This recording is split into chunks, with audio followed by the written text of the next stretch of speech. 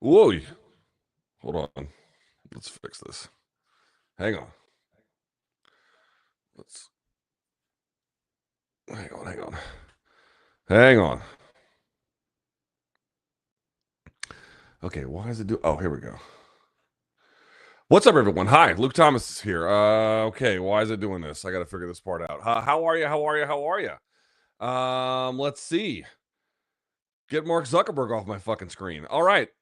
Thank you for joining me. Let's set this up. This is UFC 320 Watchalong. We're going to watch now the top 3 fights on the card, and then we're going to get right into the post-fight show. I'm trying to figure out why this was... Oh, I know why I can fix this. There we go. Now I can fix this. There we go. There we go. All right. Got it all set up. How are you doing this evening? How are you doing? There's Mark Coleman and Don Fry. Don Fry was making fun of Mark Kern. If you guys saw that, called him a goofy guy. was amazed they made a movie about his life. He was like, this guy? I'm not saying I agree with it. It was just kind of funny. How are you? How are you? Hey, listen, I'll tell you what. Prelim card had a couple of nice fights on it, for sure. Maybe a little more than that. 2 for 2 to start the main card on stoppages. So that's fun. Yusuf Zalal looking phenomenal. And then still getting booed in Las Vegas because, why, I mean, need I speculate? Need I speculate? How are you doing? Thank you so much for being here. Let's see. You guys know the drill on this. This is kind of important to mention. All right. Because I moved it up here a little bit. There we go. How about this? All live programming on this channel is brought to you by our friends at Toolatrees. You can go to toolatrees.com and you can use the code LT20, LT20 for 20% off site wide. That's toolatrees.com, TOOLETRIES.com. There you go. For this next fight, I might leave this up for at least a little bit anyway. Yeah, that's it. If you want to get any kind of comment on the screen, please be so kind. You don't have to if you just want to hang out. I appreciate you just the same. But if you want to get a comment on the screen, put something into the super chat. That would be really great. And I'd appreciate that if you did. All right. Very good. Very fun. Let's see here. Oh, yes. Luke, why the F did the UFC sign Patchy Mix? Am I being unfair? What is this trash? No, you are not being unfair. That was a very... Dude, I just don't... I got to be honest. Like, at least with Tatiana Suarez, you're like... She just had multiple injuries, lost a lot of time to it. So the combination of just the body recovering and then the time lost in that sort of crucial period of skill development, you can understand. And by the way, she still might fight and win a title. Like, her situation, I think, is different. But the thing that I would say is, at the same time, you can understand her situation given some of those very real limitations. And I'm not saying that there aren't good explanations for what's happened to Patchy Mix. I just don't know what they are, because I can just tell you that's not the guy that won the Bellator Bantamweight Grand Prix. It's just not. And I don't know what happened. I don't know where we are, but these performances, I mean, dude, if you didn't know who he was and they signed him, would you in any way recommend that they even give him a third fight? No. Why would you? Why would you do that? What has he done that merits that at this point? What has he shown you that you're like, oh, yeah, this guy is, maybe they win some, they lose some, but good enough to keep at this level? I've just not seen evidence of that. I don't know what it would even be. I don't take any pride in saying this. I was a big believer in Patchy Mix. I don't know anybody who watched the Bellator Bantamweight Grand Prix and came away with any other conclusion other than that guy is really, really good. You'll recall he easily outgrappled Kyoji Horiguchi. He viciously KO'd Raufeon Stotts. He beat the fuck out of Magomedov. Same thing for Sergio Pettis. By the way, those two fought on Friday. Like, he just looked amazing. He looked amazing. And I don't know why. I just don't know. I don't know. I don't know what's happened. He can't get out of the way of punches. It looks like he kind of gasses. He was unable to advance position. And granted, he wasn't fighting some chump, but at the same time, I don't get it. I really don't get it. I don't know what happened. But anybody who is like selling their stock at this point, again, I don't take any pleasure in this. Like, what does shitting on Patchy Mix do for me? It doesn't. I get nothing out of it, but like, you owe the audience, if you do one of these things where you have a microphone, you owe them a measure of honesty in talking about this, and that's just woefully sub UFC level. I mean, I don't know how else to say it. That's just where we are. So, not great. Not great is what I would say. Patchy is terrible. How is he built? Dude, I'm telling you. Guys, do me one solid, and I don't even know if this stuff is publicly available, but to the extent that it is publicly available, do me one solid. At least just watch the fights. The Horiguchi one went the distance. I don't think the other ones did. I think he stopped everybody else. I'll double check that, but I'm pretty sure that's true. And some of them were very quickly. Watch those fights and then tell me A, if that guy looks the same, and or B, before you even saw the UFC stuff, if you saw that, you wouldn't be hyped about him. That's my challenge to everybody, because you're like, what the fuck? Like, where? I mean, I don't get it. I really don't get it. I don't get it. Pat, thank you, my friend. Sketchy says, any plans on a new pet for Tukes? My wife wanted to adopt a dog literally today, and I put a stop to that. Barbas got sick, for folks who might remember, at Halloween last year. In fact, I had to miss trick-or-treating with my daughter because Barbas went into acute distress, and I had to take him to the emergency animal hospital. Of course, he survived, but I had to miss all of that. And so here we are. Now, he lived a little bit further. He didn't die until January. But, yeah, I mean, it's still kind of fresh for me. I'm not really ready to get another dog, Humphrey, welcome to the party, my friend. All right. Here comes Khalil Rountree. He is in the prep point. This fight has been hotly anticipated. The question is, what is the ultimate upside of Khalil Rountree? That's kind of what we're wondering here to a degree. That's part of it. And then the other part of the story is Jiri Prochazka looked great against Jamal Hill in his return fight. It's been a little bit of time since then, but in that fight, it looked like he took defense more seriously and was able to marry it with offense, like slipping, countering, right? So defense into offense, not just blocking and getting out of the way, like weaponizing it. So can he build on that? Because Jamal Hill, certainly a former champion, which is an achievement that Rountree has not gotten, but Rountree beat him. And Hill is, most of his weapons, the vast majority of them are just from boxing. Rountree, I think, more explosive and has more tools at more ranges. So this is an interesting test. This one, I don't know how long this fight's going to go, to be honest with you, but it could be a fun one for sure. Would you consider peptides cheating for amateurs? I would consider what the rule set is. I would say this, though. If you're in the amateurs and you're taking PEDs, you're probably not going to go very far. You know what I mean? Unless you're like some stud and you're just doing it because your coach wants you to get a little bit of experience. But like, if you're taking PEDs to power through the amateurs, you fucking suck. Like, I've been to enough amateur. I mean, show of hands. Who has gone to amateur regional MMA before and watched a card?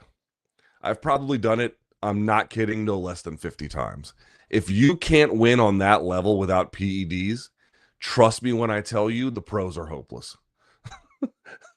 It's a wrap for you. Don't do it.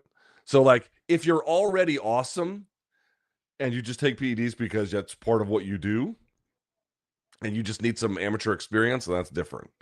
But if you're like, man, these guys are real tough. Yeah, this is not, learn to code or cut grass or some shit, because that ain't gonna do it.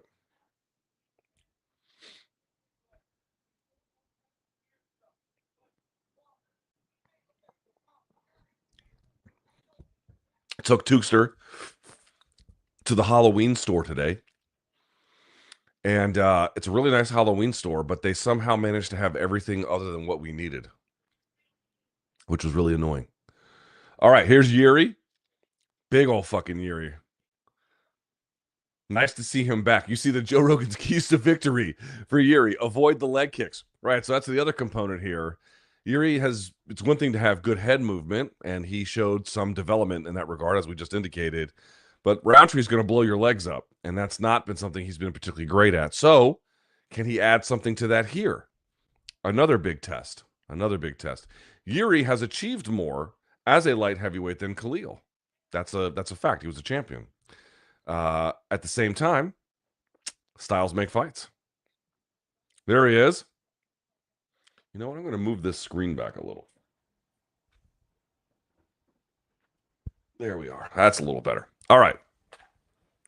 I'm going to put my motherfucking glasses on, too.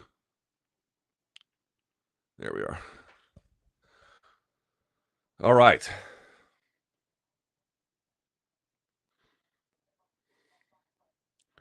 Yuri looks happy. He doesn't have the antenna on his ear. There he is standing. Just looking intimidating as shit. All right, here's your tail of the tape. Let's do this. 32 versus 35, Prochazka to Rountree. 6'3 to 6'1 with the edge in Prochazka. A weight, again, approximately the same. There is going to be a reach advantage for Prochazka. Does he weaponize and utilize that difference correctly? Yet another fault line. The next three fights, again, especially with the main and co-main, I don't know exactly how entertaining they will be. They could end up being barn burners. I'm not declaring that they won't be. What I'm saying is there's at least also a very plausible case that they may not necessarily be all that entertaining. But this one, hard to see how this one sucks. Famous last words, perhaps. Turn this up a little bit. There it is. All right, there's Rountree, characteristically stoic.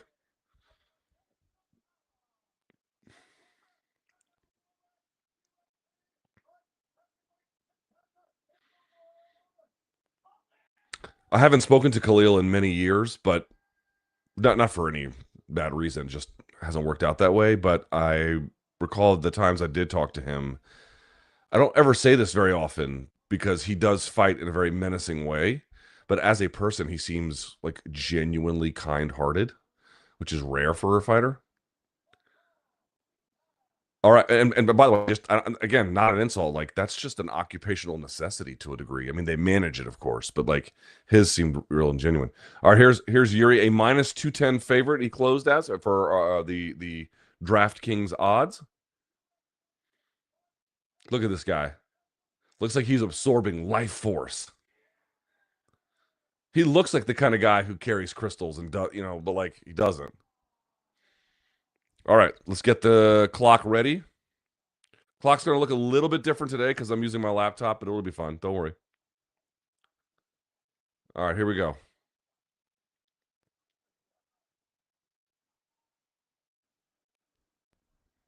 Here's Jimmy Butler.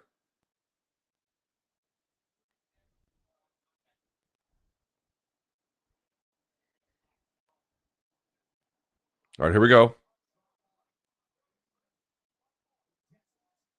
Let's do it.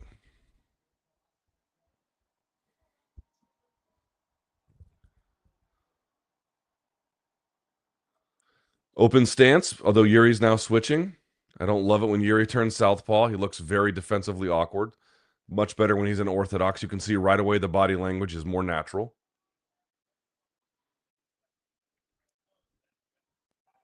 So you're going to ask yourself, what is Prochazka going to do to get around that lead hand of Rountree? Nice teep to the gut there from Yuri. And by contrast, for Rountree, let's see what he does to that lead leg. I bet he's standing, by the way. Partly, I mean, I think that's just how it works out. But the question of like the leg kicks is to what extent is Rountree going to use the back leg for leg kicking, which is much more forceful.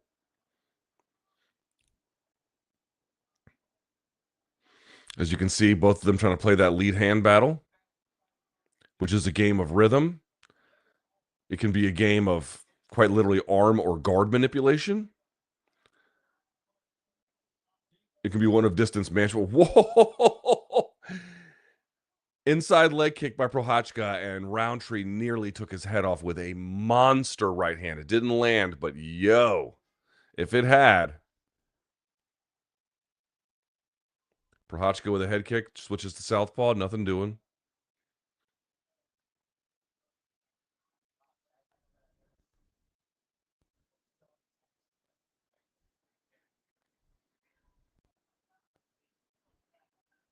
You're trying to get Khalil to Respond to the feints so far. Not much of that. Big sort of switch step overhand right there for Rountree, a right hook. No dice. Body shot. Nice adjustment by Rountree. You guys see that?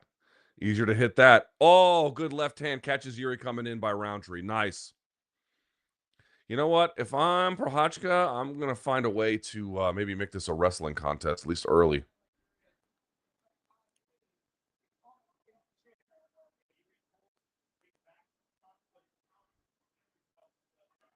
I didn't see what happened there, but somebody made contact.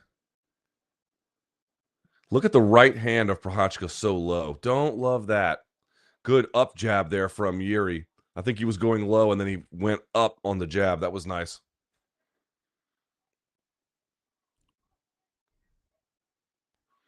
Rountree, so far, landing some of these leg kicks. Again, with the back leg. Now there's the front leg, the switch step.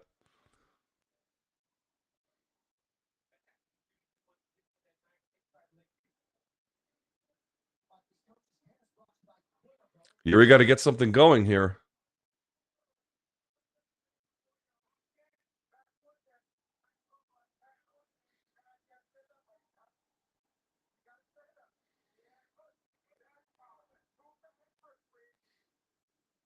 Good right hook to the body there from Khalil. Jiri switching. Look at the marks on Yuri's middle. Oh, jumping. Oh, god damn. Jumping knee lands, and Jiri waits on throwing, and Khalil makes him pay, and now follows up with a two-piece that also lands. Dude. There's a big inside leg kick, and then a head kick from Jiri. That was nice. Switching it up, go low, then go high. Looks like a bit of a slip there from Prochazka. Something's wrong with him. Oh, I think his leg is giving out because it's been smashed. He's not rocked per se. He's just, his leg is less sturdy. Head kick, blocked.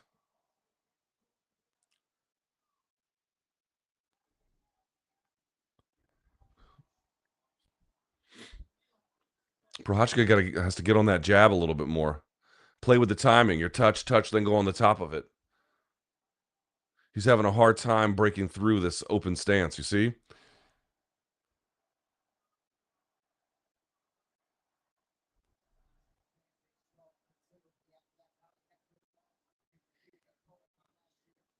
Saw a little bit of that. Body kick there now from Rountree. You could see Jiri moving his head into different slots to bait a response. Oh, brilliant job off the switch stance. Rountree timed it and made him pay. That was nice. That was nice. And here comes Jiri like a fucking maniac. Head kick attempt blocked by Rountree. Jesus, that was a wild ass round. Easy round 4 round. Okay, easy round 2 score for Rountree. Clearly, 10-9 Rountree. No question about it. No question about it.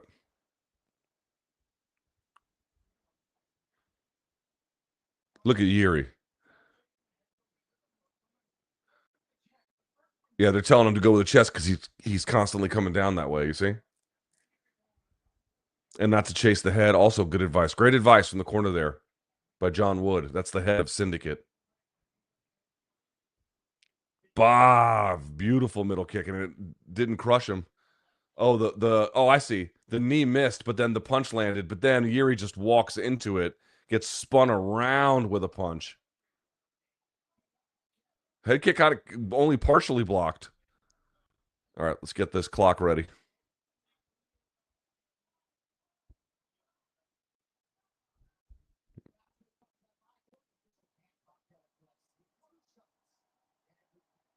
Here we go. Round 2.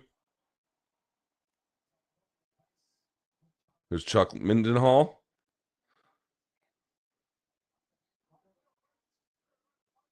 Let's do it. Round 2. Big left hook already from Rountree.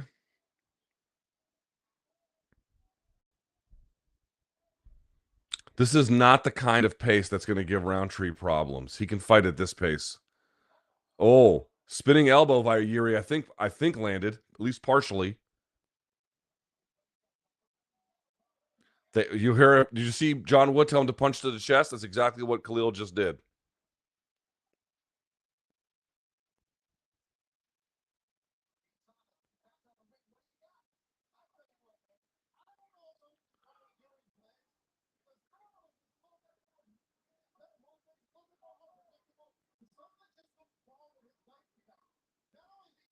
Stomp from Yuri. Sort of a weird lead uppercut off of a pre-slip by Yuri.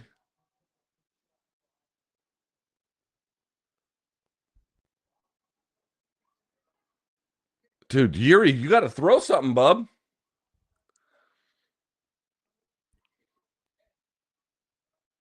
You see Rountree kind of leaning far forward. Oh, beautiful right hook catches Yuri coming in. Good shot to the body as well. Dude, Rountree's dealing. This is smart, disciplined. If you're Prochazka, dude, you got to shake this up.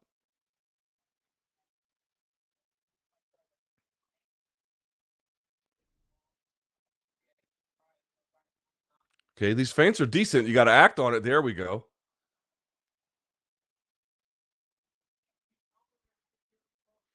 Man, Yuri just cannot break through. You heard DC say he's getting countered. That's part of it, but he can't meaningfully close the distance.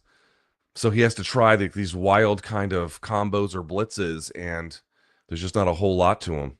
Good stance switch, dude. He's biting on the feint. You got to do something with it. That's a little bit better, I suppose. Meanwhile, Roundtree, very disciplined, very tactical. Great effort from him.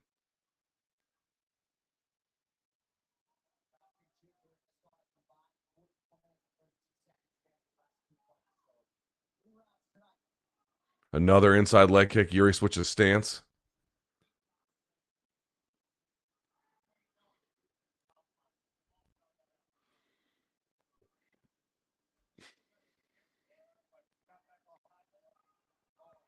Loving these combinations from Roundtree. Going hand, foot, high, low. Oh, dude, you clinched up with him. Man, Yuri is very frustrating to watch.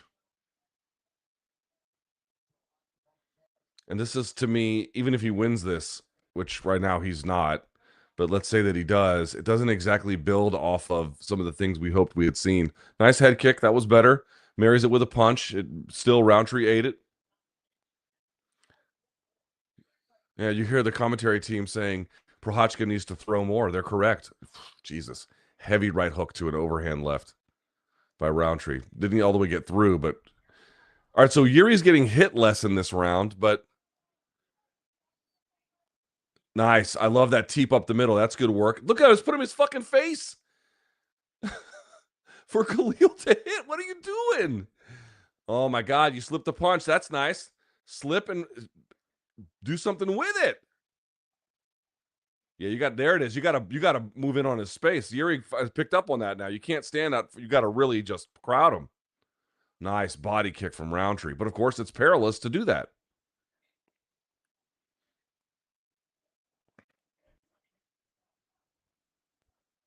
Okay, they're trading inside leg kicks. Yuri going to the head kick. At least he's picking it up. He goes to the jab, but he eats a left hand for his efforts from Roundtree. This is a better round thus far for Prochazka, but I don't know if he's the jab's starting to break through a little bit.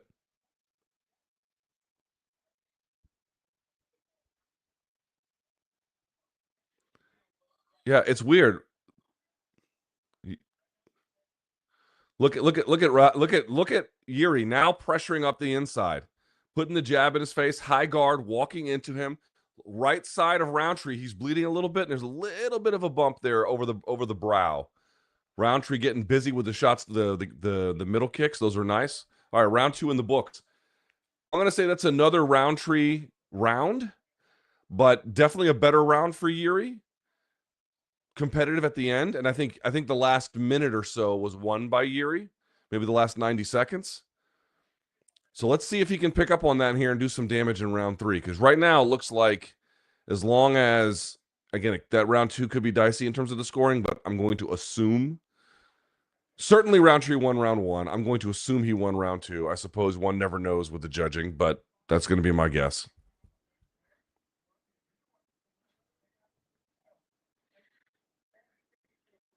God damn, they got Rountree at minus 810 for live odds. Good Lord. I tell you what, that corner team for Rountree is real good. Letting him know this dude's going to come out like a bat out of hell. You got to be ready for it. All right, here we go. Round 3. Jiri Prochazka, Khalil Rountree. Let's do this. Very pivotal round for Jiri Prochazka.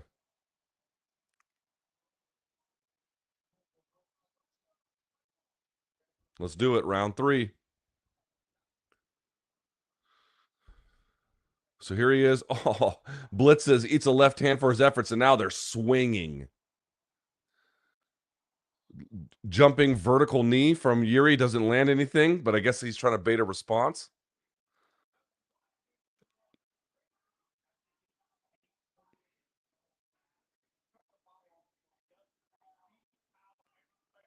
Tell you what, man, Khalil Rountree is. I don't know if he's going to get a title shot off of this, but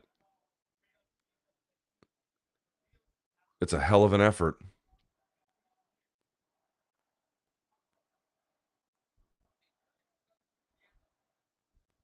Oh, man, great hooks by dude there. What the fuck is that? Both guys kind of trading there. I couldn't tell if Jiri got off balance just by being a goof or by because he got hit. Oh, beautiful up jab. But dude, look at that right hand. That right hand is so low.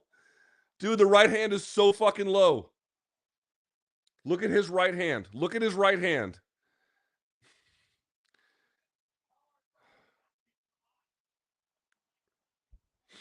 Oh. Okay, now he's starting to chase him down along the fence line. Oh. Front kick to the body. He's got to pull a little more on. Got a little bit more time. Oh, here comes Jiri. Dude, they're fucking trading. Jiri is putting pressure on him. Khalil is still there, but he's looking tired. Oh! He slipped and ripped. Here comes Jiri. Dude, you got to be kidding me. Front kick was working. And now look at Khalil. He's just kind of touching. He's not throwing these big bombs. Dirty boxing from Jiri. Digs to the body. Oh! Oh, Jiri is starting to break through. Oh! Elbows in the clinch. Break away, dude. Break away. Body shot. Body shot. Oh, clubbing overhand right. Dude, he's all over him. Boom. Oh! Jiri is chewing. I mean, here comes the fucking lawnmower. Good. All right. Good job here by Rountree trying to press through off the underhook, but Jiri escapes it. What was that? Okay, Prochazka kind of fell over. Rountree's trying to grab his head. 2:18 left. Big elbow from Rountree. They're trading elbows. Oh my God, dude. Dude, Jiri is going to have insane CTE. I really am not looking forward to it. But goddamn, if this dude doesn't have the. Oh! Slapped him! Slapped him! Holy shit! Holy shit! What? What? He fucking. Are you shitting me? What? What? Are you shitting me? Dude. That is fucking. Dude, look at the face. Oh, man, of Khalil Rountree. You can never say he doesn't go out on his shield. Yes, he does. Wow, man. Wow. Jiri Prochazka, man. Let me turn this clock off. God damn. Oh, that was so sick. That was so sick.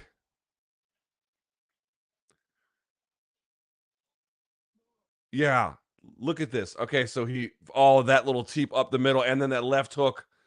Bah, up jab, right hand, and then he followed it through with the left hook. Dude, this boxing looks nice. I mean, he's kind of squared with him, but there's nice combinations. Slip and rip, boom, right hand. Oh, dude, and Rountree, dude, look at Rountree fucking slugging it out with him. Respect to fucking Khalil Rountree. Trading elbows with him in the clinch. I fucked up. Just trying to roll with it and trying to throw. Oh, man. Oh, man. What a fucking finisher. What a finisher. He whipped that left hook around. He turned him away and then turned him back the other way with that left hook. You gotta be kidding me. God damn. God damn. Yeah.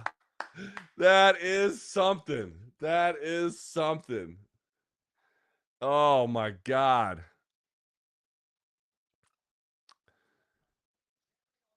Wow. Woo. First two rounds, a little sleepy. A little sleepy. But round three, that was, oh my God. Oh my God. Oh my God. That's crazy. I want to hear what he has to do. Is he going to be all messed up when they talk to him?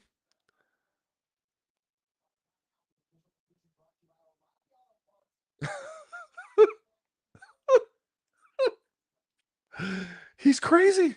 He's crazy.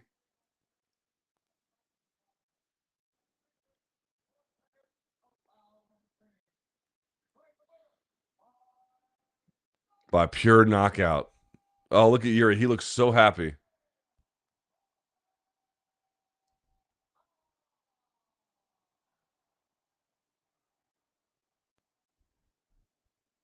Big respect between the two. They bow, they hug. All right, here's Jiri Prochazka with Joe.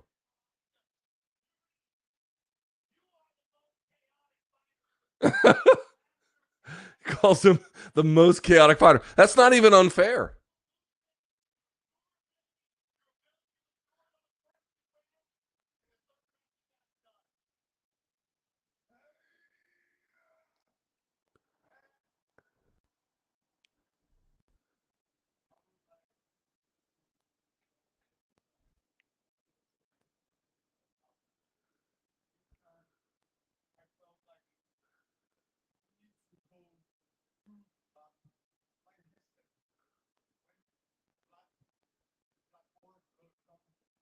What?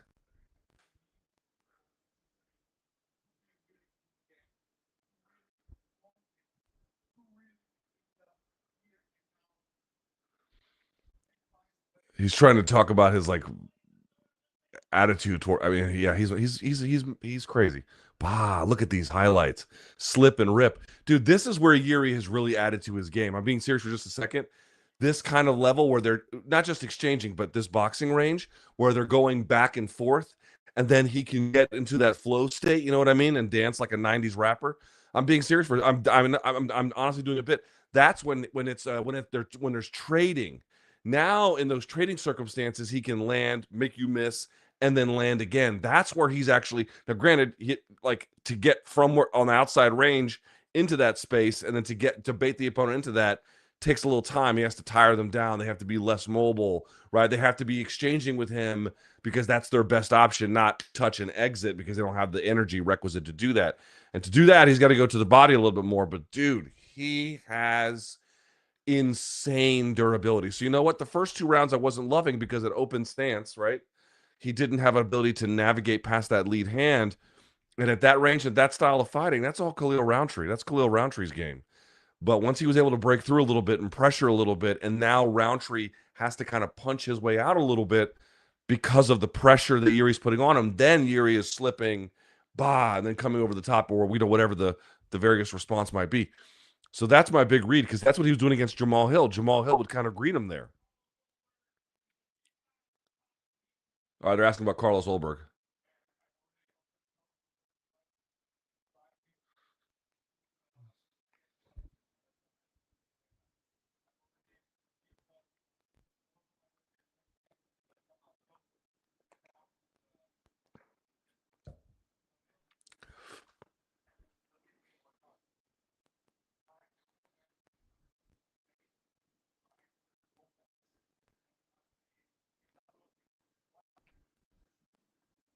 There's Carlos Ulberg with a Michael Jackson jacket with all them zippers.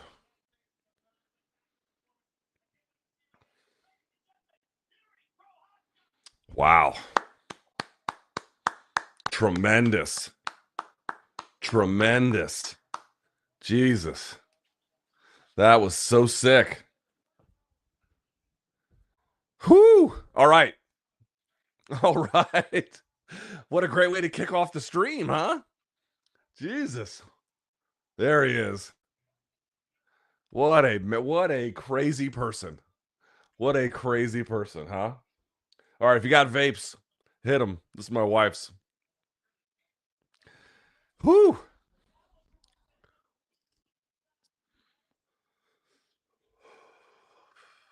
Damn. Damn. That was so fun.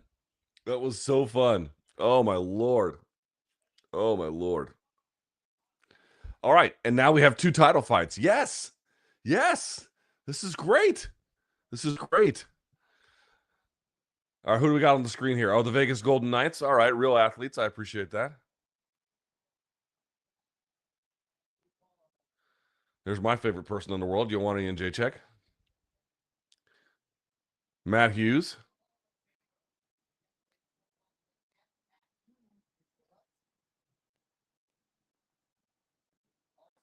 Jimmy Butler. Oh, Draymond Green. God, I hate him. I do not know who AJ Styles is.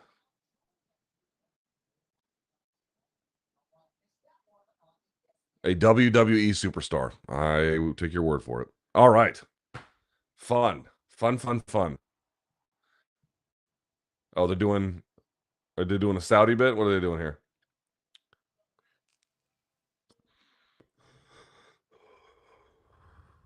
Oh, WWE shit. You know what? I'm not even going to clown them because I have discovered that professional wrestling fans are actually way better than I ever imagined. I'm totally in the wrong about them. I apologize to all professional wrestling fans. I totally misjudged you, and it's my fault. I still don't like professional wrestling. It's not for me, but I have absolutely misjudged the fans. Absolutely 1,000,000,000% misjudged the fans. All right. Here's Merab. Dude, what the fuck is Mark Zuckerberg? Get that bitch out of there. Just going into people's locker rooms. What are you going to give them a pep talk? Hey, I've got this new AI slop feed. When you're done, you can get fucked, loser.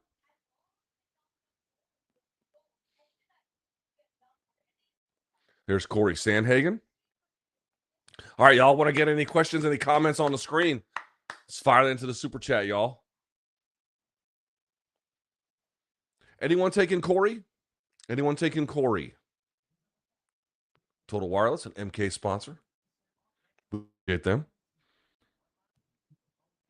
Yeah, you got to give the title shot to Ulberg, right? We'll talk about this on the post-fight show, but you got to give it to Ulberg. I mean, Prochazka is amazing. Well, okay, no, let me back that up. No. Wait. Time out. I mean, I still think you got to give it to Ulberg. But what I will say is, oh, we got to watch ice ads on this fucking thing. And by the way, Cash Patel is there. It's like I don't quite get it. You got Stephen Miller saying that there's just terrorism everywhere, and yet you got Cash Patel just fucking hanging out at the fights. Well, which is it, Stephen? Anyway, who cares, right? Nobody.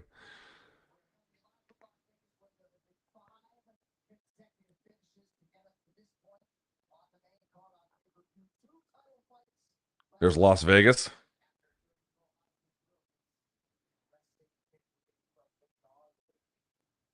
There's a certain cleaner that they use at like all the casinos.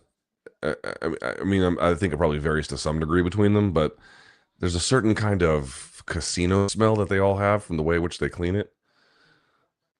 And it's like burned into my memory from how many times I've gone to Las Vegas. Absolutely like seared into my brain.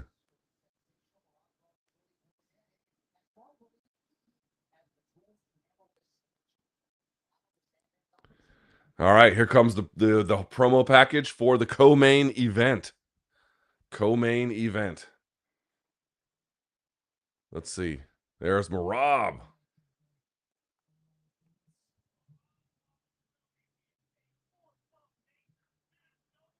How big of an upset would it be in bantamweight title history if Cory wins? I don't know the answer to that. I'd have to look at the, obviously we all would have to look at the odds or otherwise the stakes involved. But I feel like it would be a pretty substantial upset for bantamweight title fights.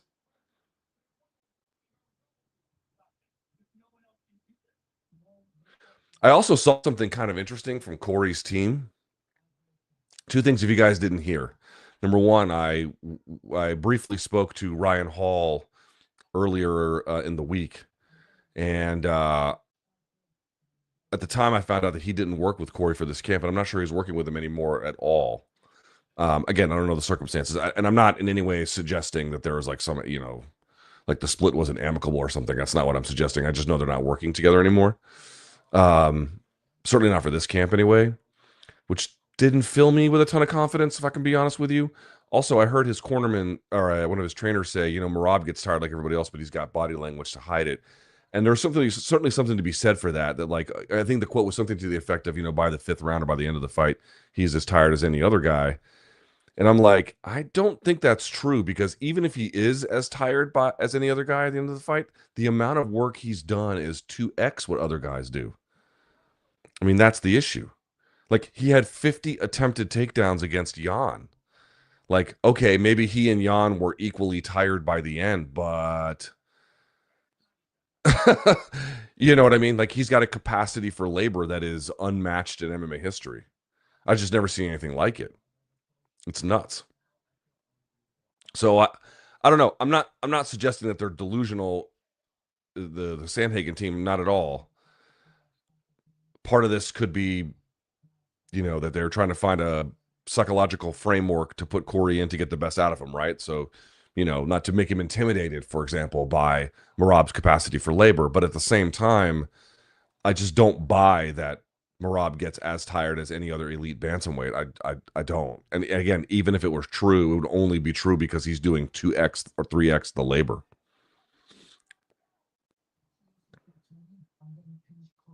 That being said, Cory is a phenomenal striker. And, you guys, if you've watched anything I've said, you probably have heard me say this a few times already, but I'm going to repeat it here. I really believe that you cannot beat Merab on, I'm going to stuff all his takedowns and I'm going to stand back up. I'm going to make it a striking fight on some level. On some level, yes, you want to do that. On another level, you might have to just accept that he's probably going to get a takedown at some point. And if he does, you have to reset the terms of that grappling through, depending on what he wants to do, inverting or whatever. There's all kinds of ways you can do it, but you have to then reset the terms. You have to force him to want to escape, or you have to force him to want to get away. So that's why I think, playing 50-50 guard and spinning underneath, these could be extremely important, right? And I said this on MK. If I go for a double leg on Charles Oliveira, I'm setting the terms of the exchange. But if he, what the fuck? I don't know. Oh, is it doing that on the screen? Because I did this. But if he jumps guillotine or he pulls, or as I go for the double, he then locks up a guillotine choke. Well, now he has set the terms, right? That is, I'm not saying it's the guillotine that he has to go for. I'm using that as an example. I'm saying that switch from one guy is initiating it, typically on wrestling terms, and then you reframe the condition by initiating another offensive sequence that he then has to like meaningfully respond to. That I think is anyone's task against Merab in the grappling, and then particularly obviously Cory here tonight.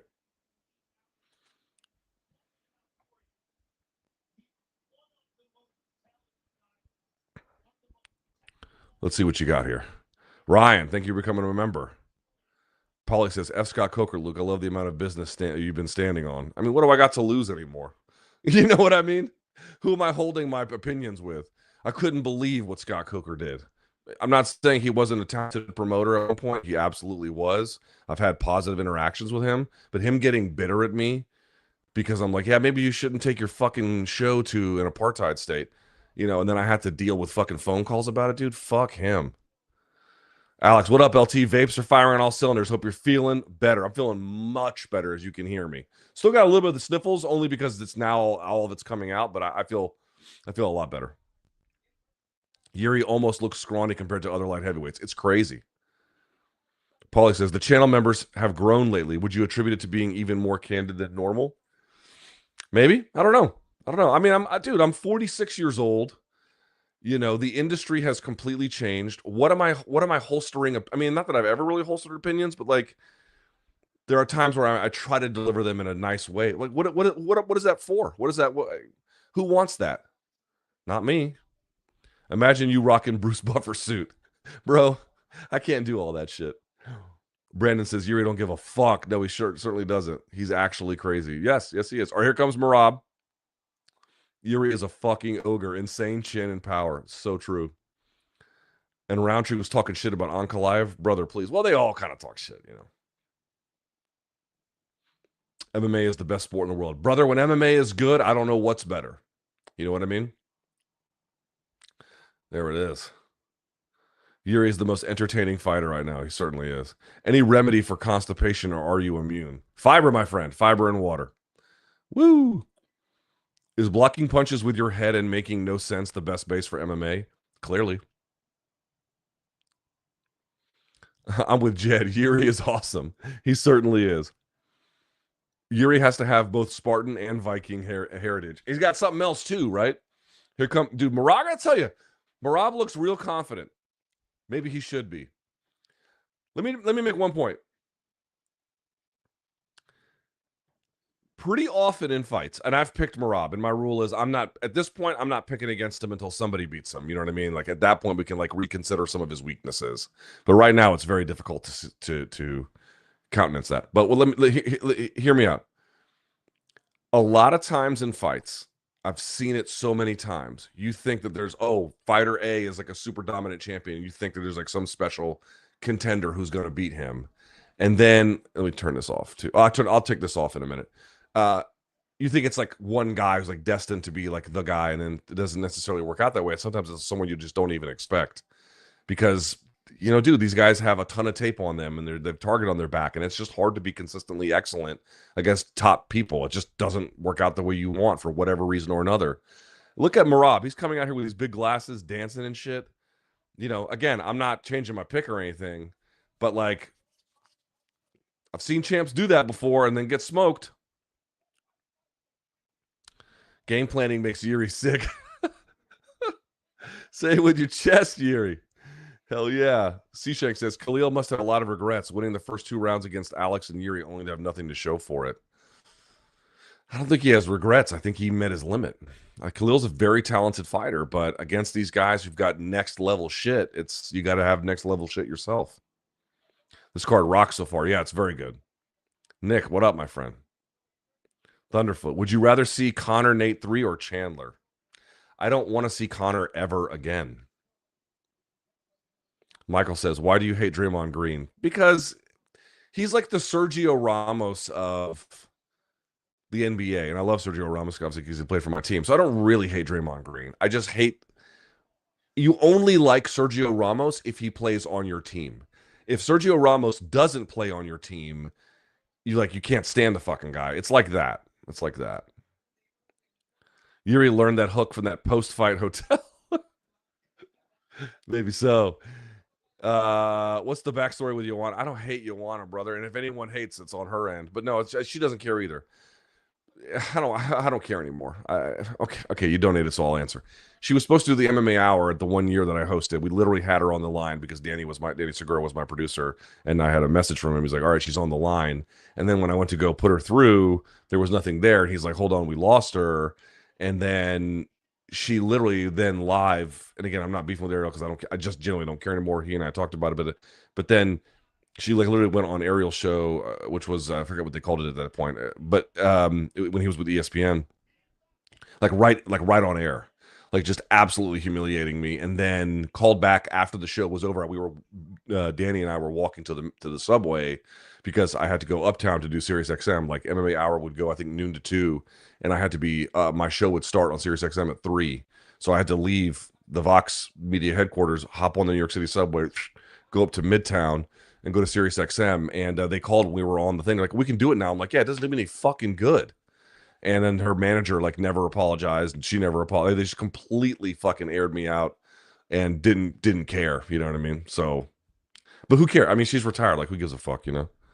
Luke, when Yuri contacted you, did you tell him to throw away the first 2 rounds and look kind of bad, then unleash power of spaz in round 3? I did not. That was not what we talked about. If so, great plan. What a performance and comeback of the year. That one, or honestly, Sergio Pettis was getting kind of run over against Magomed. He had a spectacular finish too, but to your point, yeah, this would be up there as well. All right, tail of the tape. Did you see the ice out of? Yes, I just did. Zuck bad, wrestling fans good. What a world. Dude, who thinks Zuckerberg is good? I mean, raise your fucking hand. All right, 34 versus 33, Merab and Cory. Cory has a 5-inch height advantage and a little bit of reach advantage, I believe, as well. Merab all day, says Brandon. You said it'd have to be hell in the U.S. for there to be a revolution. Being well, okay. I don't want. I'm not, guys. I love you so much. I love you so much. And I realize I've made a couple of political statements, but for the love of God, I don't want to do a Q&A on politics tonight. We get enough of it from UFC when they force it down our throats. I don't want to force it any more on you than I already have. Let's skip this shit tonight, please, please, please, please. I'm begging everybody, even if you agree with me, please don't do it. Just keep it about the fights for the most part, and we'll be fine. Brandon, welcome to the party. Luke, thanks for doing this. Much love. Well, thank you for being here. Patchy looks cooked, man. Even if he had gotten that decision, he looks pretty bad against a kid making his debut. He looks real bad. How stupid would a fight between DDP and Yuri be? Stupid and also maybe the best one ever. Saw your interview with Zombie Man Jay earlier today. First time coming across his stuff, but really enjoyed the chat. Thank you. And thank you to him. Could you handle Zuckerberg on the mat? I heard he is a BJJ champ. I'm twice. Dude, I'll break that fucking. I'm 46. I would break him in half. What's next for Gamrot if he beats Charles? We'll talk about that when it happens. How bad is the loss for Macy with the weight loss? Pretty fucking bad. And just unprofessional. I don't think she's a bad person, but you got to get the professionalism under control. Did you tell Yuri to take Tylenol? No. All right. Let's take this off the screen because we got to get ready. All right. God damn it. There we go. Here's Merab. Let's put this back on.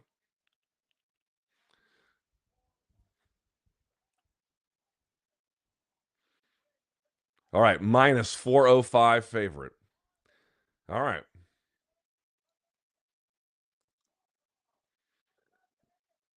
Let's see what he's got. A little dark there, no? Is that my imagination? No. There we go.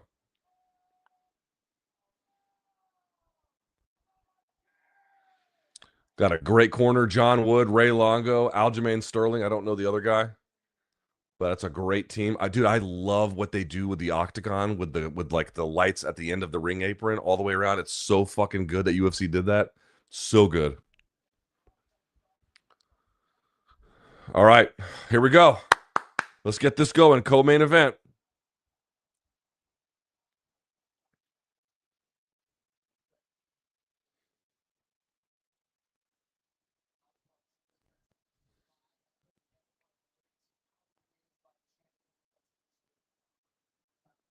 Round 1, co-main. Let's do it. Okay, I would expect stance switching from Sandhagen, but let's see. He's pressuring early. Trying to jab. You can see that left hook counter off the jab that Merab has is pretty good.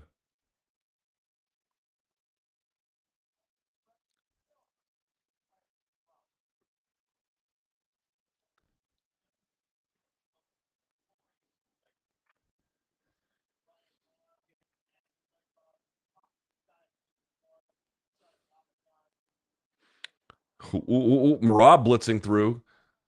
Sandhagen lands a left hook and gets out of the corner.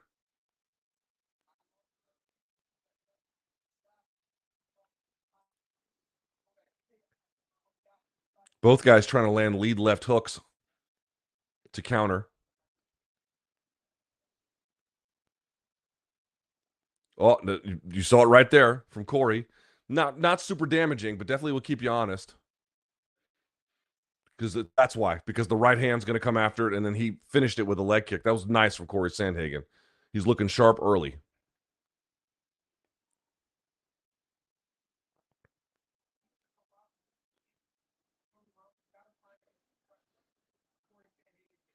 You see those high feints from Cory, then he comes low. Here comes the single leg. Good stuff so far from Cory, but you got about 50 more of those coming.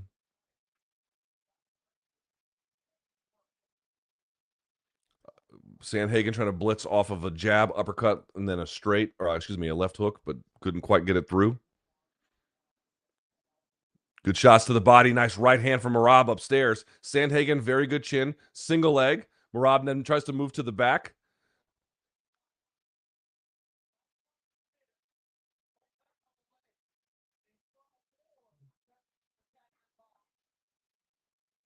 All right. Sandhagen being pressed off the underhook. You can see Cory's trying to find an avenue to get that second hook in.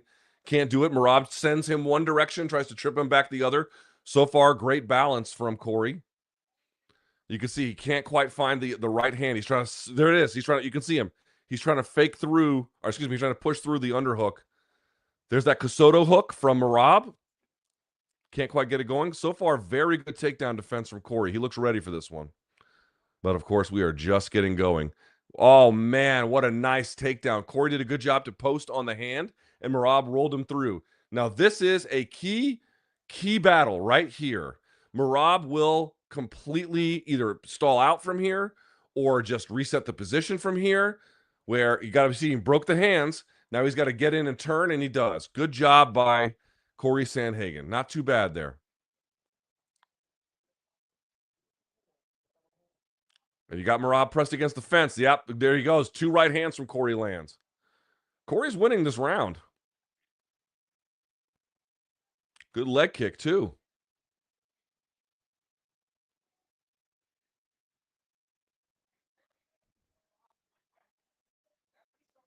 Nice jab. Merab nearly countered it. A little bit of stance switching from Cory. Pay attention to that because you might see Merab attack off of it. Good blitz from Cory. The second hand doesn't get through, but the first one does. Oh, Cory trying to fake a takedown. Nearly gets punched a few times for it. There's Merab trying to get in on that body lock. Good underhooking off that left side by Cory. Cory now walking the underhook through. You can see he's trying to strip the grip, pulling over. Did you see that? Look, you can see him fighting over it.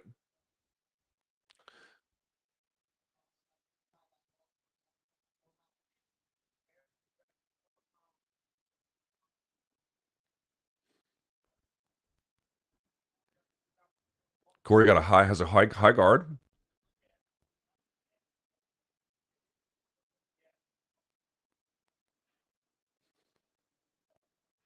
Good feints from Cory.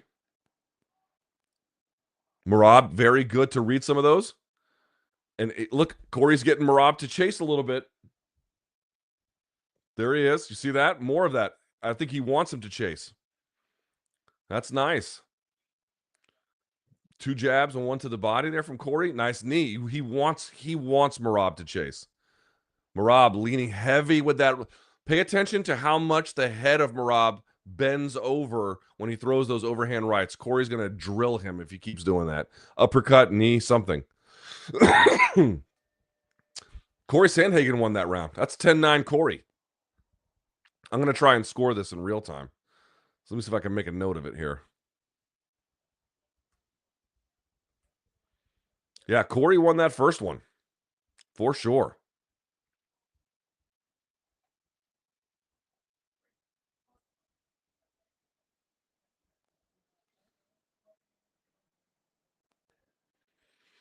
What made you change your mind on wrestling fans? Dude, I met a bunch of them who were just cool, and like the way they've responded to TKO versus MMA fans has been like night and day. Like they just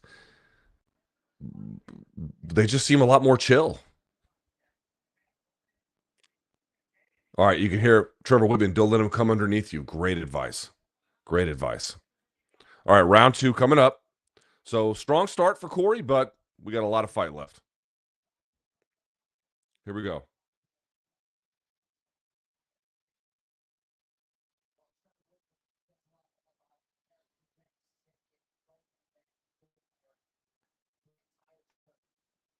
Let's do it. Round 2.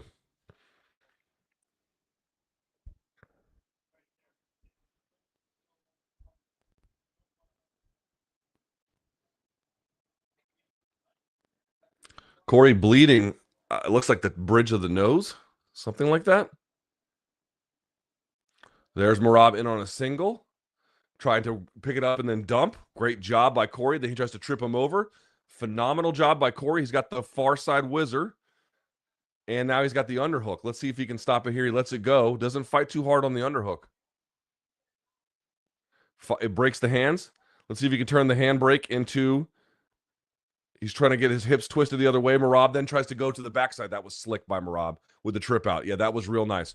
Cory frames, returns to standing, but you can see you got to break this. You can arm drag him from here. That was nice. The Casoto hook from Merab. This is good work.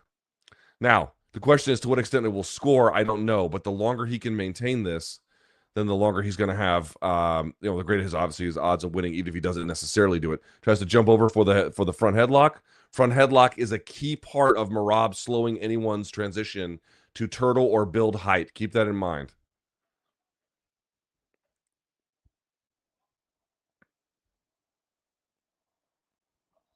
Cory, some cheers there for him in the audience, or chance, I should say.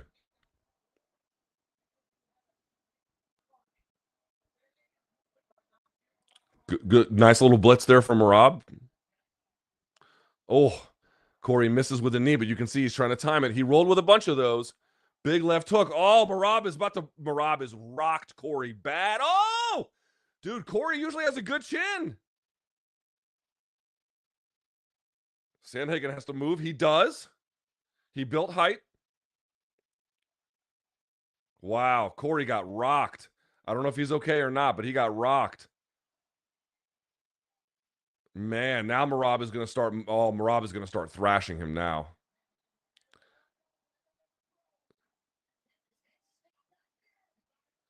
Okay, he is. Cory's hanging on. He looks. Oh, he looks weathered. He's hanging on. Good resiliency by Cory, but that was terrible. Man, Cory usually has a really good chin. That is surprising. But good on Merab. Oh, Merab when he slid through on the trip out. That was so sick.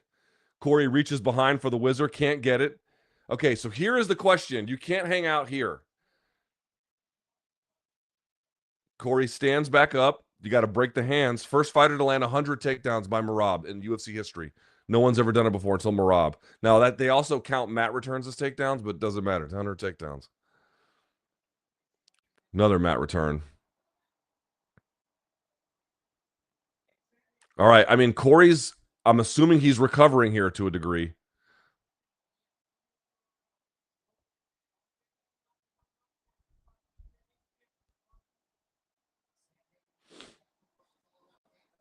Cory still can't break the hands. Merab behind him. He's going to lift him here on the high crotch and then spins him over on the single leg. Great finish. Now he's in full guard.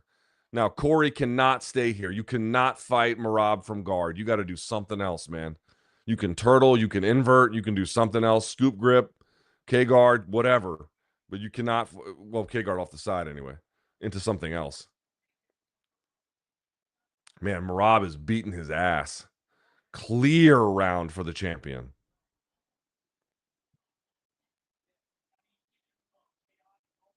This is good defense on the ground from Cory.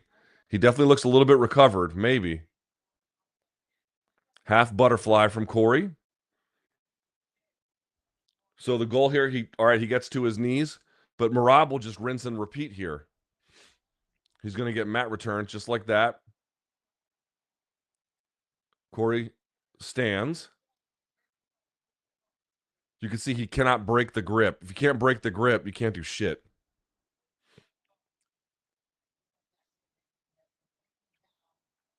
Wow. And then now he's got the grip broken. Well, now he's got the whizzer, but the round's almost over. And then Merab is back on essentially double underhooks whenever he wants. So Cory will survive the round, which wasn't a given just a minute ago.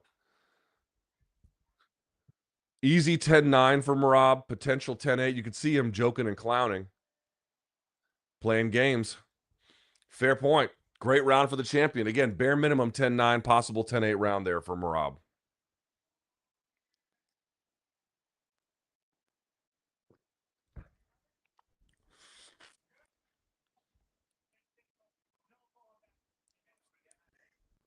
No going backwards with your head up, they told him.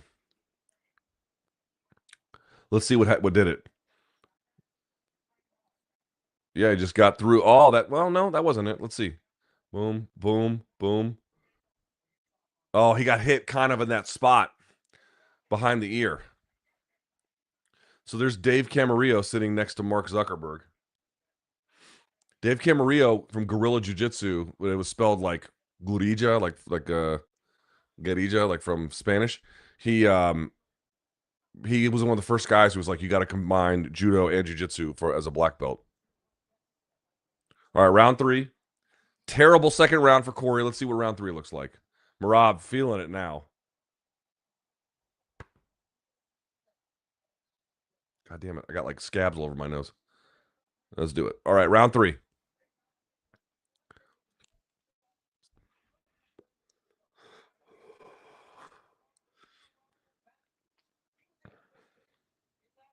Cory looks mostly recovered, but is he psychologically recovered?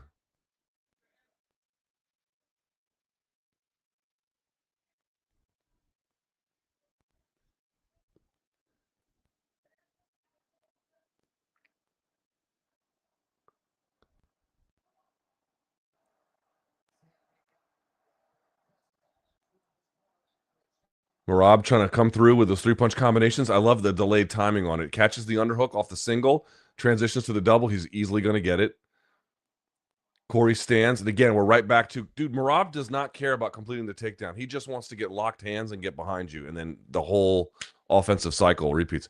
So, dude, if you're Cory, like how they solve for this right here is everything. If you can't solve this, you cannot beat Merab, basically. Basically.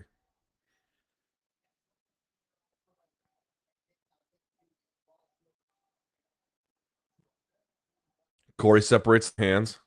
All right, he has to get some offense going. He got to get some respect back if he wants to win this. Swings with a hard right and misses.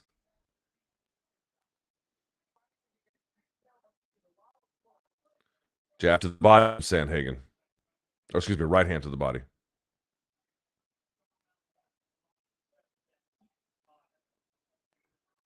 Sandhagen starting to off balance himself to throw and pulling straight back. He's not rolling or blitzing through.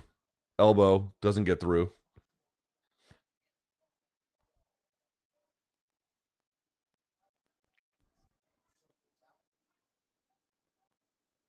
Mm. Both guys kind of throwing here off these hooks. Single leg off the transition, runs it into a double, goes to the back. That's all he wants. That's all he wants.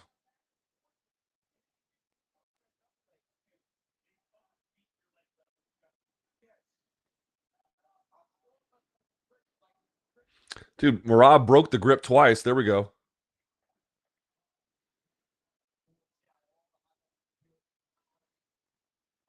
Sandhagen's got to get back on those leg kicks or something.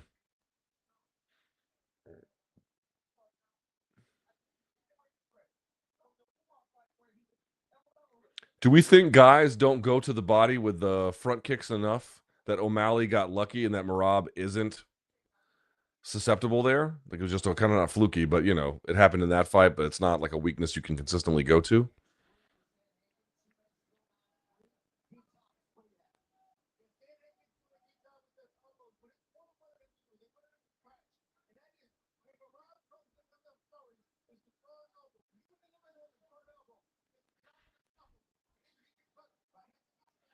Cory acting way too defensive. He's going to have to sell out a little bit more if he wants to score. Here's Merab. I mean, Merab's single leg series is absurd. Tries to trip out the far leg, runs it through. Cory gets right back to his feet. He's pushing Merab backwards. Merab then turns him off that pressure. Breaks the hands again. All right, you got him up against the fence. This is the time to go. There it is. At least he's throwing.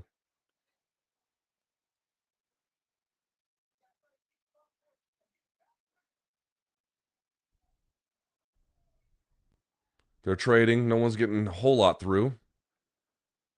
Single leg. Runs him into the fence. Trips out the base leg. Cory stands, or is about to stand anyway. There it is. Let's see if he breaks the hands.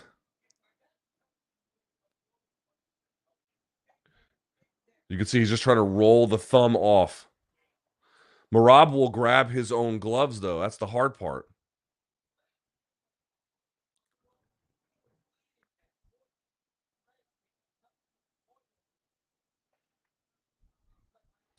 You can see that tilt from Cory, but he doesn't get it. Instead, he gets single-legged.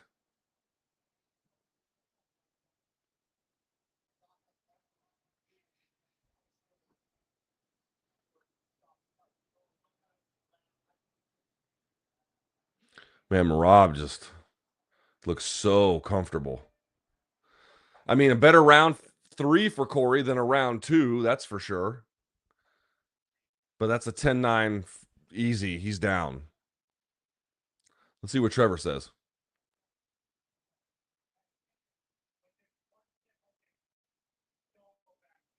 Don't go backwards, he says.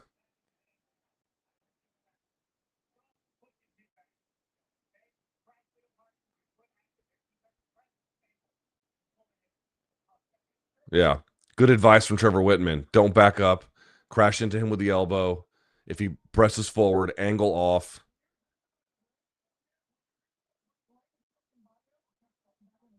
Good advice over in Merab's corner when your grip's about to break because he's breaking it. Let it go and then pop him to the body.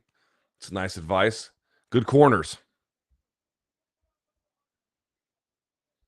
Okay, here we go. Round 3. Sorry, round 4.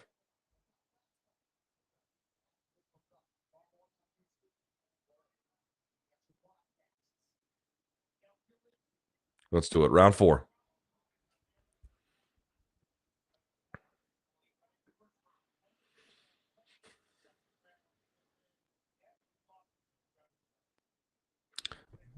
Basically,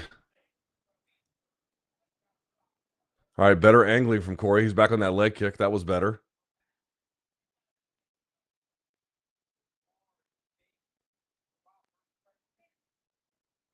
Good angling there from Cory. He's listening. But that's not going to be enough. You got to put some offense behind it.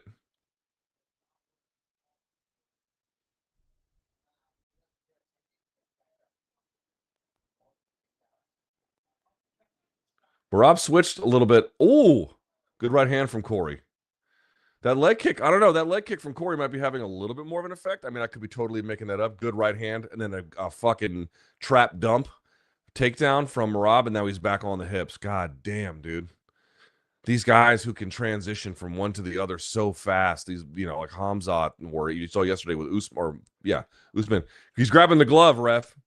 He's grabbing the glove. There you go. Let's it go.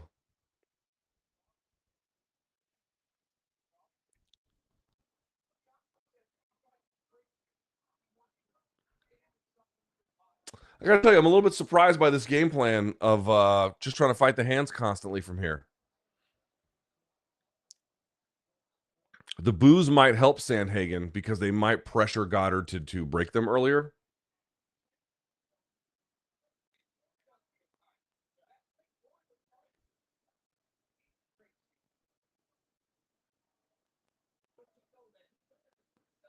Good footwork from Cory right there to take back and stay off the fence. Nice shot to the body from Cory. Cory gets out of the way of a blitz.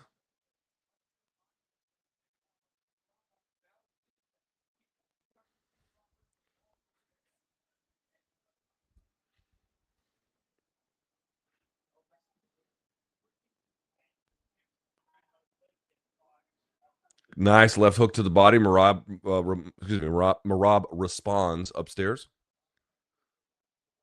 These body shots, man, I'm telling you, like, in a round where Merab's going to be having grappling dominance, I'm not saying there's no value to going to the body shots. I'm saying you got to have a little bit more to it than that. Okay, you got him up against the fence. You got to go. You got to go, Cory. There it is. At least you're throwing. That's good.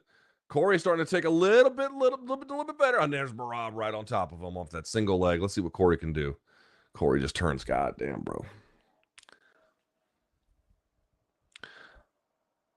Okay. Y'all are going to kill me for saying this, but Merab is kind of like, it's not stalling yet because it hasn't gone on long enough, but he's clearly getting to these positions to stop any offensive momentum. And that's not stalling because stalling kind of requires an expansive time. Nice tilt to come around the back from Cory. That's pretty good work.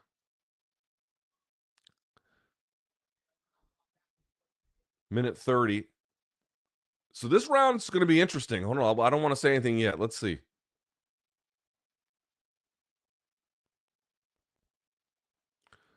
Good job by Cory turning off the hook.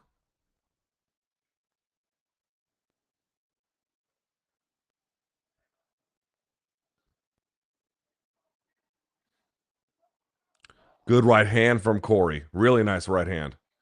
Now here comes Merab. Good uppercut from Cory. Merab responds a little bit with his own left hook. Cory's winning this round. Good uppercut from Cory. Here comes Cory Sandhagen, ladies and gentlemen. I mean, it's, it's shot here, shot there. It's not super sustained, but he's winning this round. Let's see what he can do. Let's see if Merab can switch it up. We got 40 seconds left. Cory initiates the clinch off the underhook. There comes the trip. Dude, why would you initiate the fucking clinch with him, bro? Here comes the 3/4 stack. He's got to go flat. Cory, you got to go flat.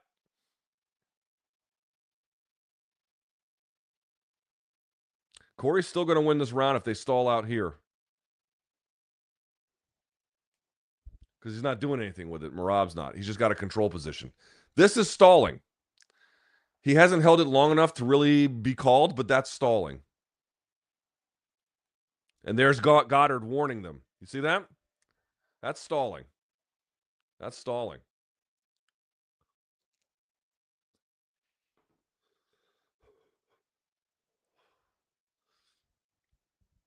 I'm sorry I'm vaping like white trash, but I'm white trash.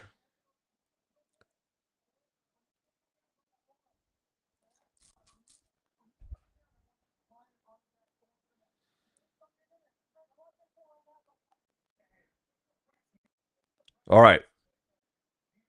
Sandhagen's corner telling him to press. They're so right. That was a much better performance in round 4. That was the first round. Round 4 and round 1 were his two best rounds, clearly. All right, they're saying get on him. 5th and final round, ladies and gentlemen. 5th and final round. Here we go. For all the marbles, let's see what Sandhagen's got. He looks rejuvenated. He's going to need it. Here we go.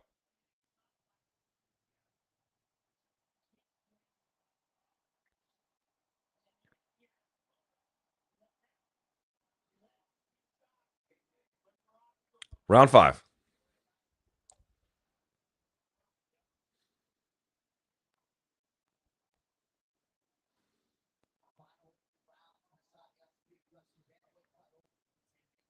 Cory's trying to dip on that left hook. You can see him trying to do it. Look at Cory trying to angle out. Oh, he missed it. Let's see if, oh, there's the double to the trip.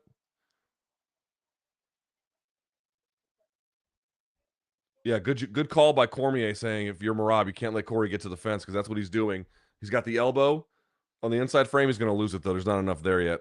Or is there? No, he loses it. Now he's going to use that to break the grip. All right, let's see if he can break the grip and then avoid the strikes. He did. Great job by Cory. Overhand right misses for Sandhagen.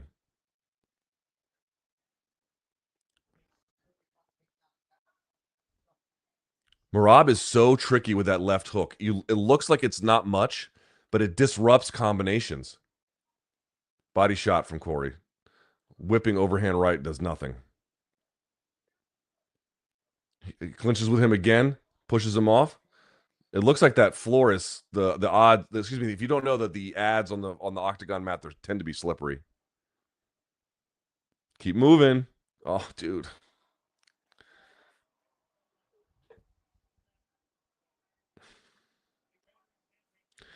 Whipping these heavy hooks. We saw it yesterday with Nurmagomedov and Hughes. Hughes would whip these heavy hooks, and then Nurmagomedov would just wait to get for the shoulder to turn past. And now look, he's got this Turk. Okay, Cory stands. There's still some time left, but he's definitely losing this round. All right, you got him up against the fence, Cory. This is the time. Nice spinning back kick.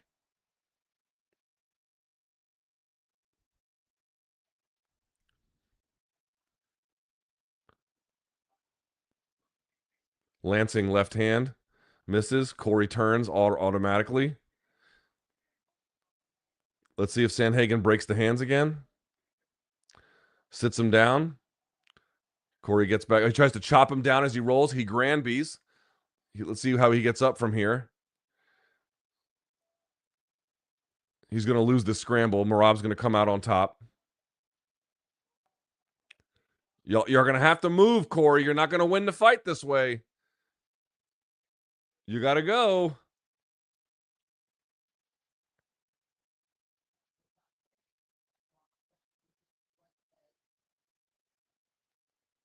Yeah, you're going to have to roll backwards. Backside 50-50, and he escaped. Did I not fucking say it's what he should have been doing this whole time?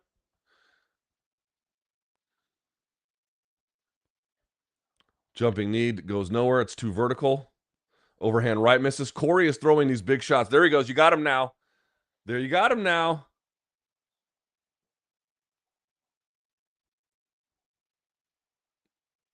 Dude, you got to break contact. Nice shot from Merab in the clinch.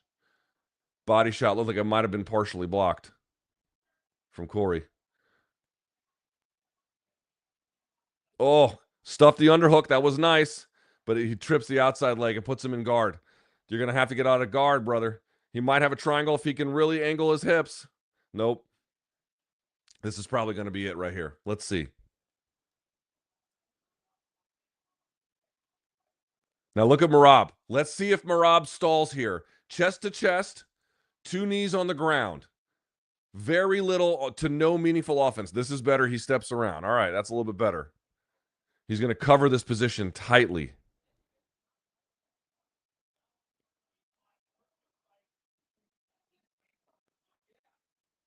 He turtles. Nice shot to the ribs there from Merab. That was good. Merab might sit here for... No, he's not going to. I was going to say he might sit for a guillotine. That's not going to work. All right, you can see that backwards grip. Sorry, he lets it go. Never mind. Here comes that 3/4 stack or the front headlock. He might sit for a guillotine here. Let's see. He's not going to be able to. Cory's got 2-on-1, but this is going to be the fight right here. Cory stands. Merab's going to mat return him. Yep. Just like he stops the offensive sequence before it can get started.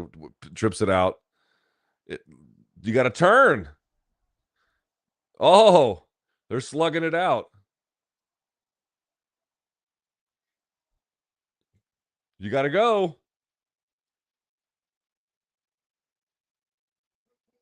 You got to go. All right.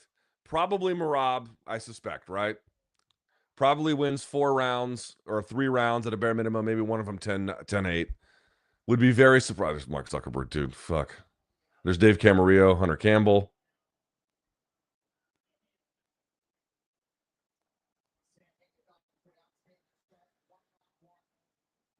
Yeah, I just don't see any way Cory Sandhagen won that, right? So Merab, 3 rounds definitely, 4 rounds potentially, one of them 10-8. Game, set, match. Not a bad fight from Sandhagen. I'm a little bit surprised at some of the... I mean, they broke the hands, and that's a good thing, but like I said it before, man, you're going to have to reset the condition, and he never really did. He neutralized it, but he never really reset it. Here's some of these highlights. Look at Merab off that tight waist, rolls him through, continues to step through, even though Sandhagen posted. Right hand. This is so nice. Then that's when he hit him with that one, like right here. Boom.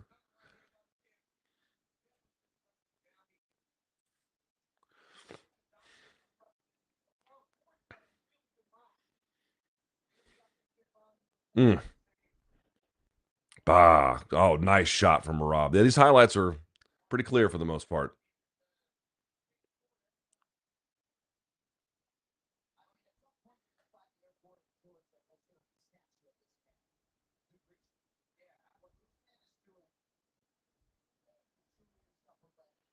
Yeah, I mean, with the streak he's on at this point, the only fight that would really interest me at 35 is the Umar rematch. Let's see what the scores are.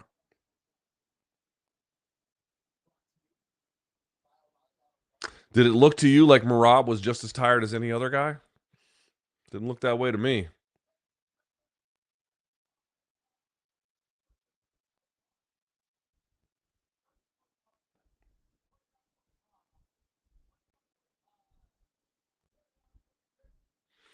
49-46 and then 49-45. So Merab won 4 rounds to one, and he won round two, I believe, 10-8 on two of those judges' scorecards. Yeah, dominant.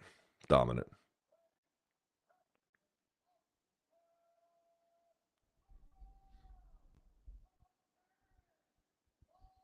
All right, here's Merab with Joe.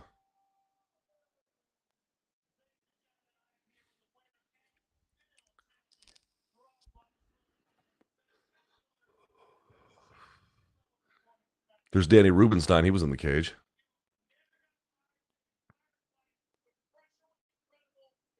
Look, he's not even breathing hard.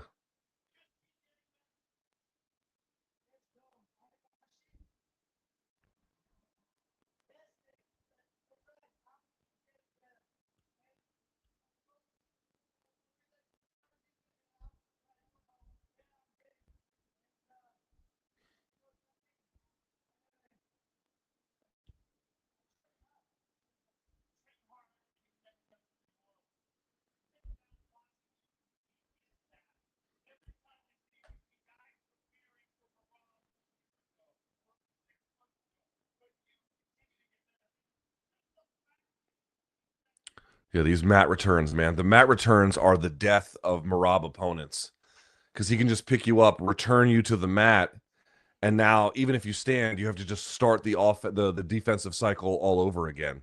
That's what I mean about setting the terms, dude. Like you just can't fight him that way. And I grant this is a very difficult problem to solve. I don't imagine that the very best minds in MMA are somehow missing the obvious in that way. But I'm just saying, as a practical matter, what's the alternative?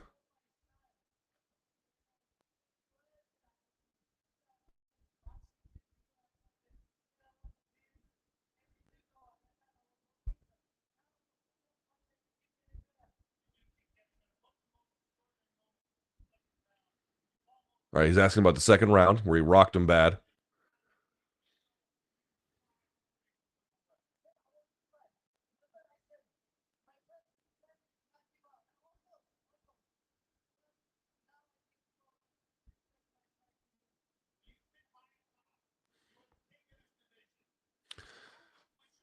It's got to be Umar. Let's see.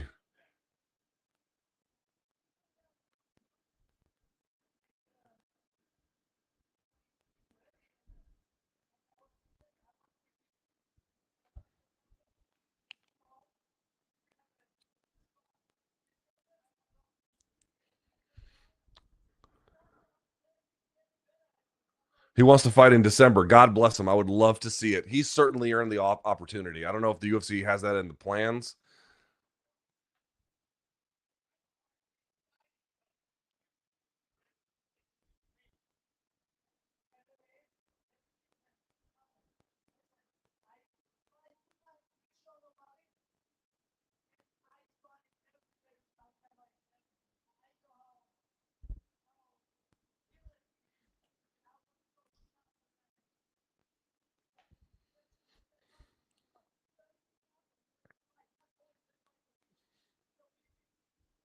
He's right. Not always the best fighter wins, although in this case, the best fighter won.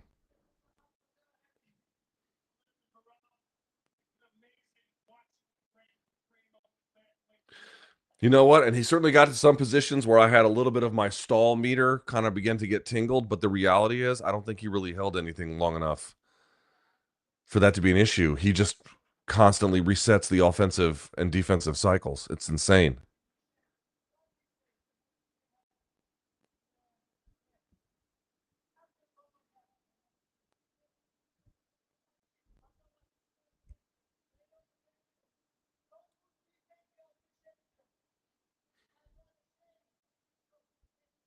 He's thanking his corner. Is he going to talk to Cory? Let's see. I guess Cory left. Yeah, that's it. Cory left. Sal says, I remember listening to the Ioana app on TLTS. Oh yeah. Yeah. That's funny. Paulie, Sandman gets him. I don't think he did. Enter Sandman. Merab maybe getting frustrated. Sorry, I should have had these on during the fight. It's just hard to do that. Merab seems too confident, but not so much. TJ says, win or lose, Merab is the bantamweight go. Well, if he had lost, he wouldn't have been. But with this one, I think the conversation begins to get real difficult to deny him.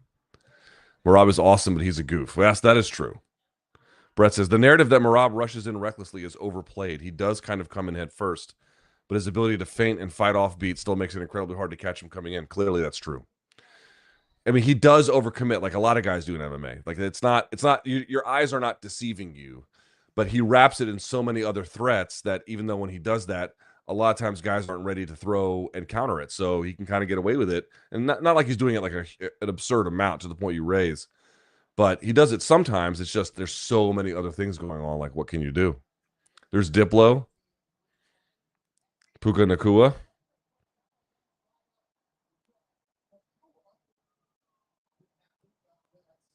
Good athlete. Johnny says, is Merab the Shields of 135? Cory seems like the better fighter. No, Merab's a lot more than that. I mean, Shields was a good fighter, so obviously tremendous in jiu-jitsu, but not so great on the feet. Just kind of had a way of neutralizing people sometimes. But Merab's more of a threat. Exit Sandman. Yeah, exactly. Paulie says, Cejudo talking about deep water. He'd drown in the kids' pool. Merab keeps getting access to the body, to the back because Cory doesn't whizzer. It's true. It was sometimes he was, but it wasn't consistent enough. They had a good plan for breaking the hands, but the problem is, I'm gonna look at this on tape. How many times did Merab get to the waist, and then as Cory's trying to break the hands, he's getting reset off the mat return. You know what I mean? Rob says UFC values action while also holding all of the political and financial leverage. How is it that they haven't introduced change rules to reduce forms of stalling and increase action? Because they don't control the rules. The athletic commission does. And you can't just go to one commission. You'd have to go to essentially all 50, or at a bare minimum, the vast majority. And also, if like remember, a lot of times people are proposing rule changes without any real knowledge about what kind of effect it would have. That's changing to a degree, for example, on something like open scoring. For years, there were these debates about, does open scoring reduce the likelihood that the fighter tries in the third if they know that they're up 2 rounds into the third, for example. And the best available data that we have now is it doesn't necessarily support that conclusion. But my point has been forever, okay, that's a little bit different because now we have some data to suggest a potential outcome. But so many people are proposing rule changes without any knowledge of like what actually will be the effect of this, because we've never really measured it in other parts of MMA. So aside from the fact that you'd have to go to the government to get the government to approve it, which UFC could do, but it would be a lot of work. The second part is they're not even sure what rules need to be changed, you know? If throwing top-notch offense while defending 10 takedowns per round isn't your wheelhouse, don't fight Merab. Yeah, I mean, it's just constant resetting, constant. Top 5 coaches in MMA right now. Ray Longo got to be up there. Oh yeah. Ray's up there. John Wood's up there. John Wood is an awesome coach. Mike Brown, Javier Mendez, Habib himself. There's a lot of great coaches. Knife in my eyes is more enjoyable than his fights. Who? Merab? Y'all are hating. Paulie D. Zuckerberg wearing his tailored human suit. Casey says, grats to Merab's chemist for winning. Sport killer. I mean, I don't know what to say about something like that, you know? Do you think not being able to become UFC champ over 35 years at 155 and under is no longer a thing? A couple of people have been able to break it so far. It's not an ironclad rule. It just tends to be more of a informal demarcation line. It's not hard and fast, but it's pretty useful as a tool. All right, main event time. Main event time. What do we think, boys and girls? Who are we excited for here? Let's see. Let me see something here, if I may. If I may, if I may.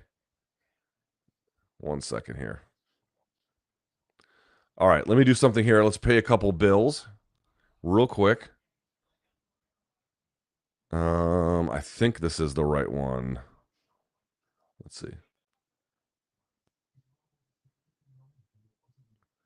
There we go. There we go. Let's do this. Oh, that's the wrong one, though. Do we have the right one? Do we have the right one? Let's see. Let's see. Let's see. Nah. It's got the old imaging, but I'm going to read it because it's still the same thing. Here we go. Real quickly, boys and girls. Let's do this. With elite level MMA, it only takes a second to change everything, and we've seen that happen.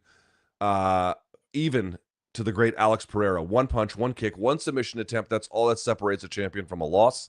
And at UFC 320, DraftKings Sportsbook, the official sports betting partner of the UFC, puts you right in the middle of the action. Lines and odds, of course, subject to change. But right now, DraftKings has Powhatan plus 320 to win by KO stoppage / DQ, and Ankalaev plus 215 to win by KO stoppage DQ.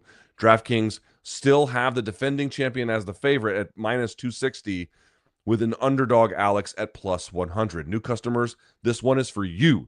Bet just $5, and if your bet wins, you'll get paid $200 in bonus bets instantly. So, folks, download the DraftKings Sportsbook app and use the code LukeLive. That's code LukeLive, LukeLive, to turn $5 into $200 in bonus bets if your bet wins. In partnership with DraftKings, the crown is yours. Gambling problem? Call 1-800-GAMBLER. In New York, call 877-8-HOPE-NY or text HOPE-NY 467-369. In Connecticut, help is available for problem gambling. Call 888-789-7777 or visit ccpg.org. Please play responsibly on behalf of Boot Hill Casino Resort in Kansas. Fees may apply in Illinois. 21 plus, age and eligibility varies by jurisdiction. Void in Ontario. Bet must even to receive award. Excuse me. Bet must win. I apologize. Bet must win to receive award. Minimum minus 500 odds required.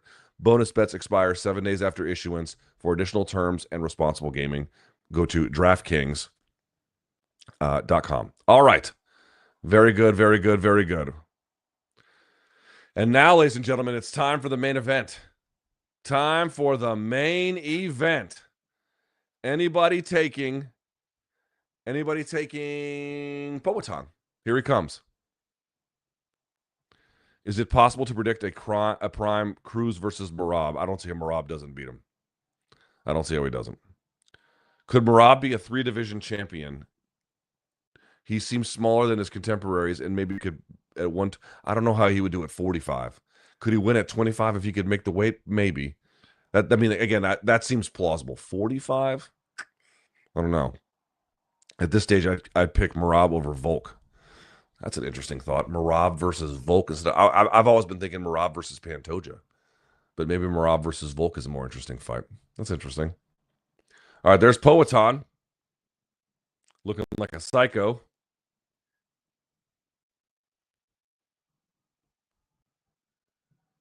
He shaved his head, right? Because didn't he have hair this week? Here he comes.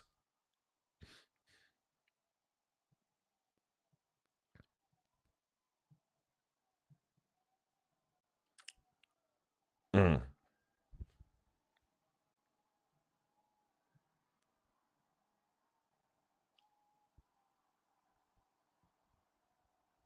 There it is.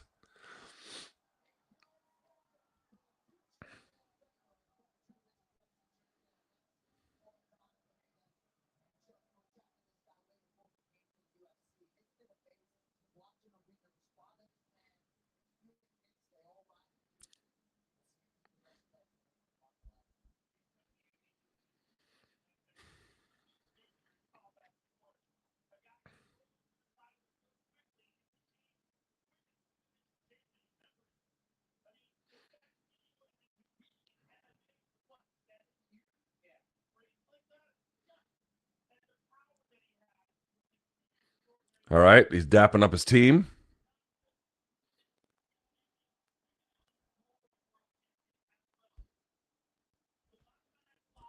Here's Glover. He's in the Bud Light prep point.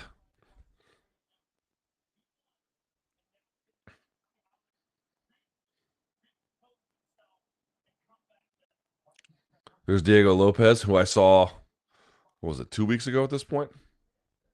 Kayla Harrison, Carlos Ulberg.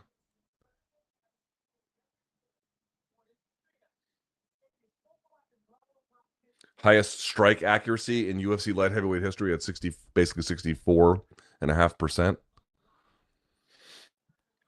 All right. He is now in the cage.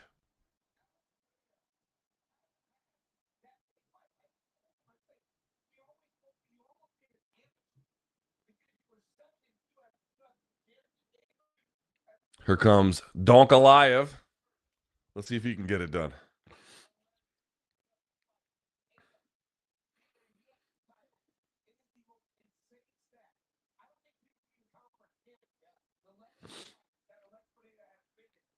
Mm.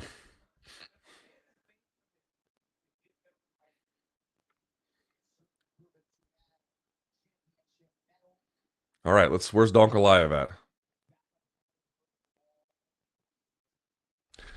Y'all think he knocks out Pereira? What do you think? Another like snooze fest? What are the thoughts here? Huge boos for Ankalaev.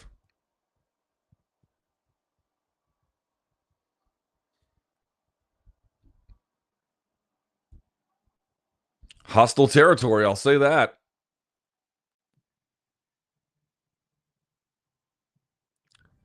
Music's got a little jump to it, right? I mean, I'm not going to put it on at the party, but I ain't mad at it.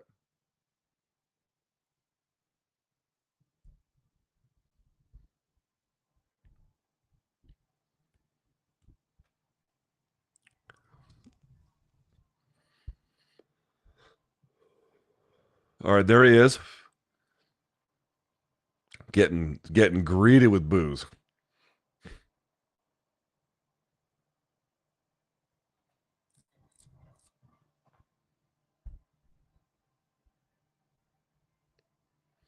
I mean, don't get me wrong. I'm not encouraging anyone to do it. I'll just say I'm surprised more people don't throw shit at the fighters. I mean, you're like, oh, they'd be thrown out, they'd be arrested. Yeah, potentially, but that like, so what?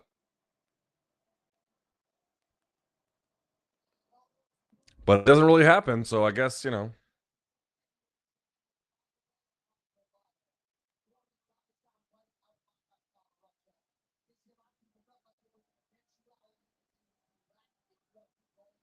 All right, there he is.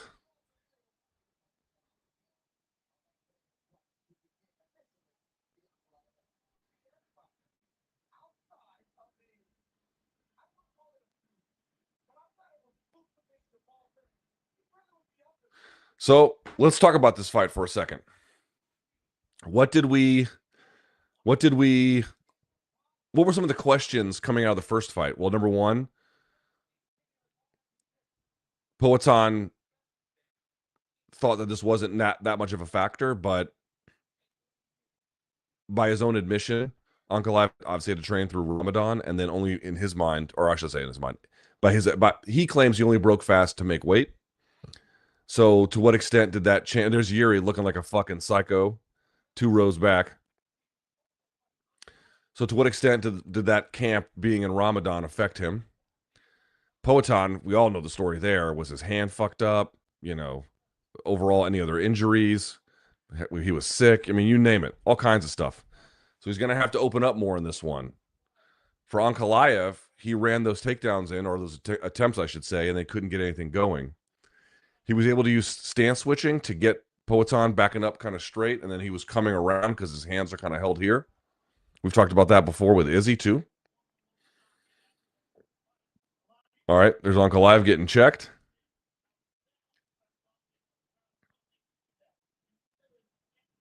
Ulberg looking on with a trucker hat. I don't know what's cool anymore. You know what I mean? I have no fucking idea how people are supposed to dress. All right, here he is. The champ is now in the cage. Props to watch. Ankalaev to win by KO TKO plus 240. Poatan to win by KO TKO plus 300. Interesting. Damn, look at the eyes of Poatan. You know.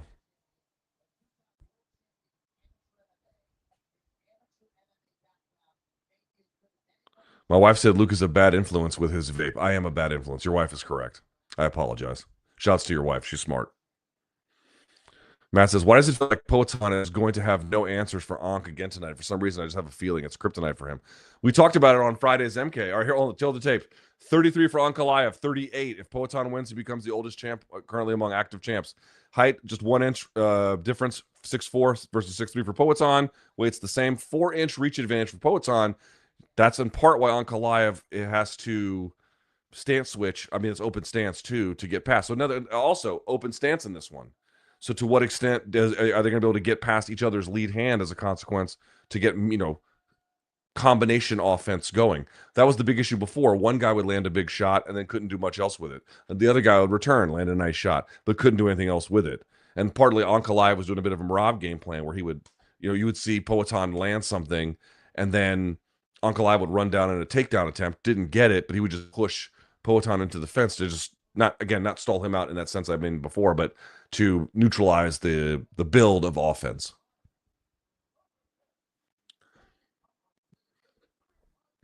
Some big ass Brazilians in the corner of fucking Poatan. Jesus. Ankalaev's crew's a little bit smaller. They got to stand on shit. all the giraffes and the Brazilian giraffes in the corner of Poatan just looking over the top of the cage. Jesus. That's an intimidating fucking corner. By the way, why does Buff got on sneakers? Now, let me say something about that. I don't hate that move. The older you get, man, fuck wearing dress shoes. They hurt your feet. But I did notice.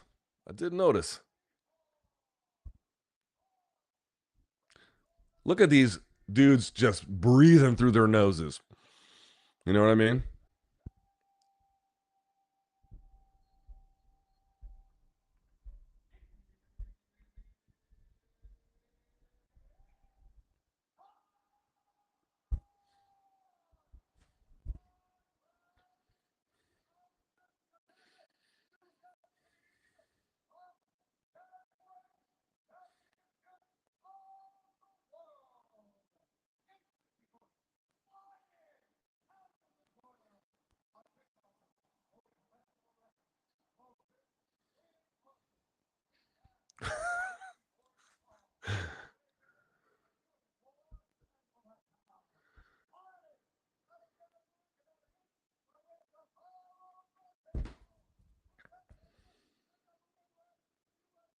All right, there's Poatan.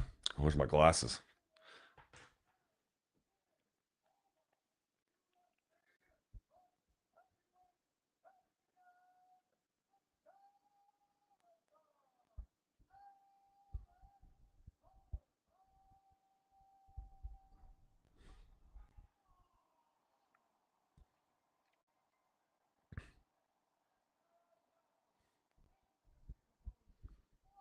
All right, here's Ankalaev.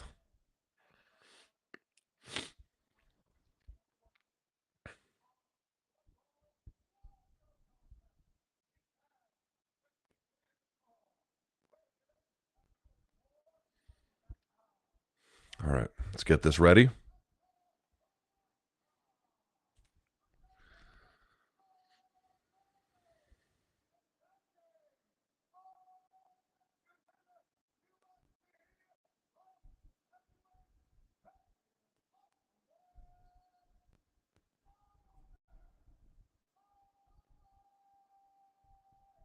No nickname for old Ankalaev. All right, here comes the face-off. Damn, that is a hard-ass stare down. Staring into that motherfucker. Jesus. All right, here we go. Round 1. Poatan, Ankalaev 2. Let's see what happens here. That was a sick stare down.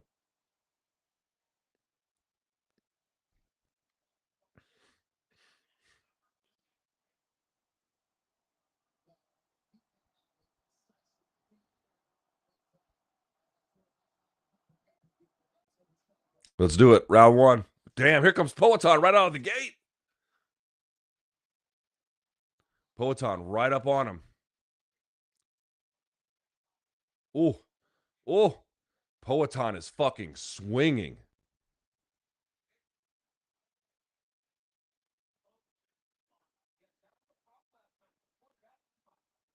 So you can see the open stance issue.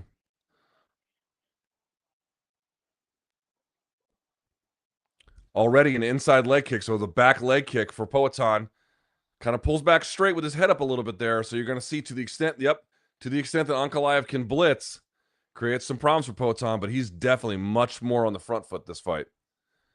And already got a stance switch off the leg kick. Look at that. Already got a stance switch. And now he's going back leg to the lead leg of Ankalaev from that stance switch. That could be a big decisive difference. Ooh! Hard right hand from Poatan.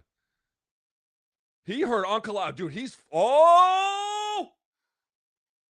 Ankalaev is turtled up. I don't know how long. Dude, is this about to be over? Is this going to be over?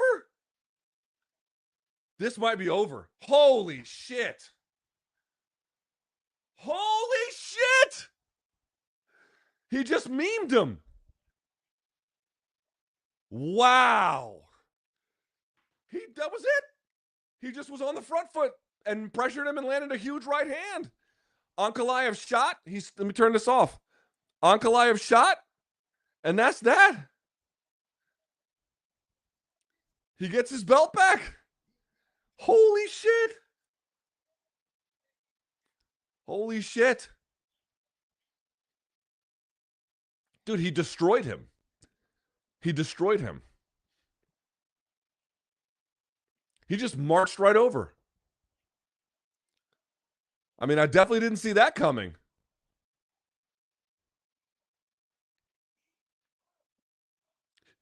I think he did a Shama to him. It's like, Shama.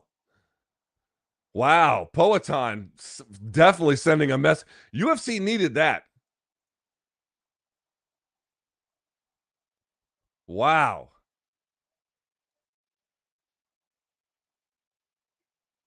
Wow. Wow, man. That was impressive. Oh, a chant of Shama in the crowd.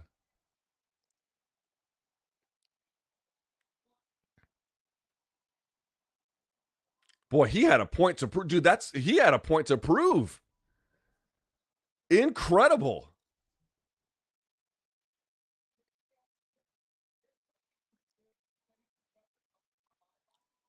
Something's wrong with his toes.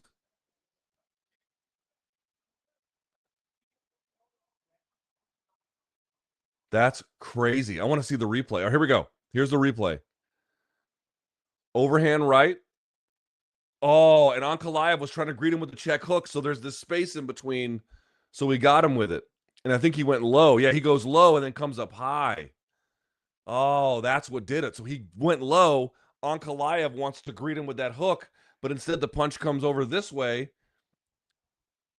And now he's got these 12-6 elbows. Those are legal now. That's it. That's insane. Look at these fucking elbows, dude. Bah, bah. Dude, and look at that. Boom. Boom. Boom. Oh, man. Wow. Dude, look at that corner. Man. Well, I got to tell you. Poatan had a point about how fucked up he was. Oops, wrong one. Hang on. Post-fight show coming, ladies and gentlemen. We're going to talk about the whole thing. Post-fight show coming. All right, here's the official decision. Or the judgment of the winner. Wow, man.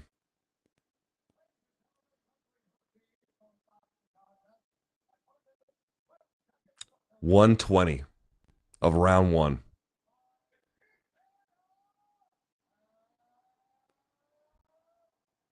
Shama. This is big for UFC. They needed someone. They needed a star. Also, Mick Maynard put the belt on him. I wonder where Dana is.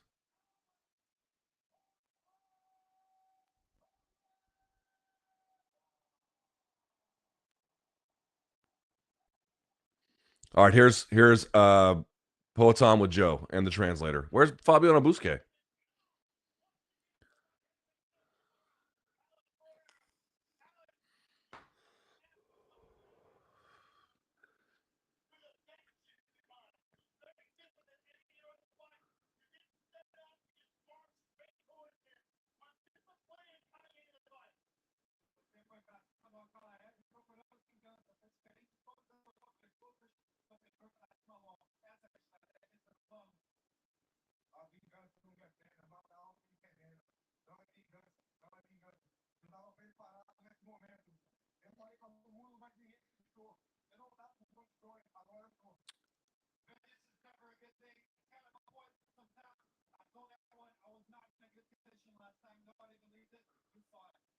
Wow.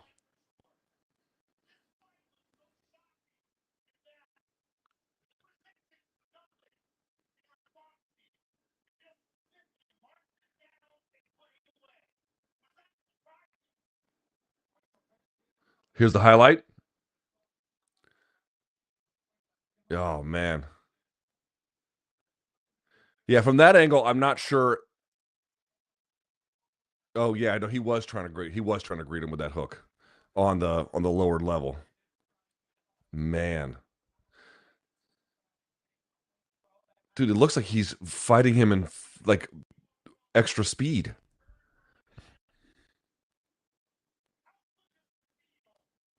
Oh my god, look at these elbows, bro. Ridiculous. Ridiculous.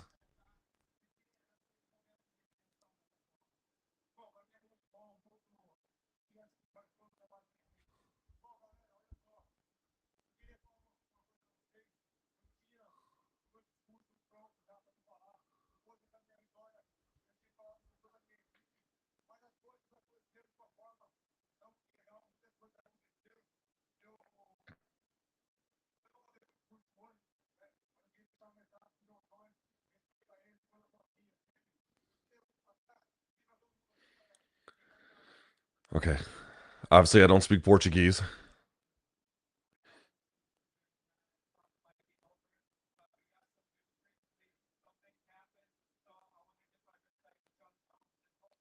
He sends respect to John Jones.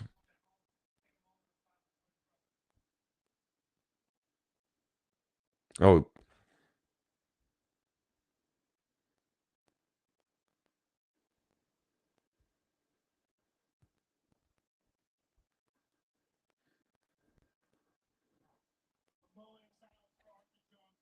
moment of silence for Arthur Jones. Very classy gesture by Alex Pereira. Wow. Incredible.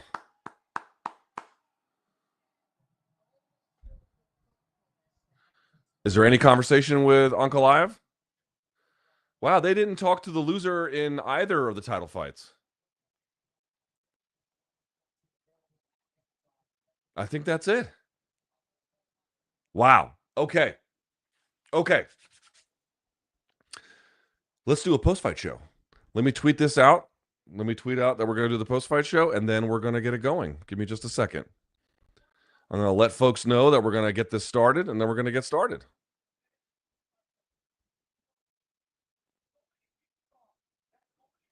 All right.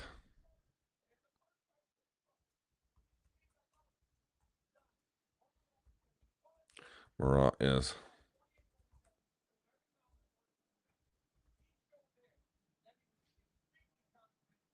They're dancing.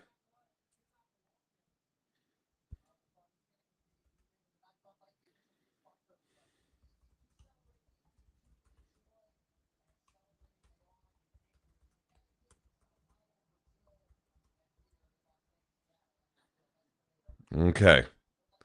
All right. So that's up. Huh. All right. Oh, wait. Here's Megan O'Leary. Oh, wait. Megan's talking to Yuri. Let's see what he has to say first.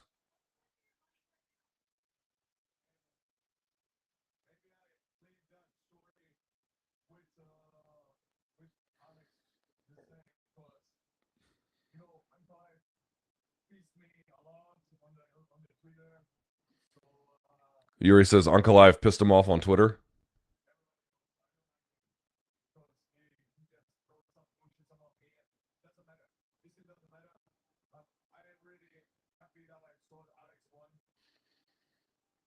He's happy for Alex.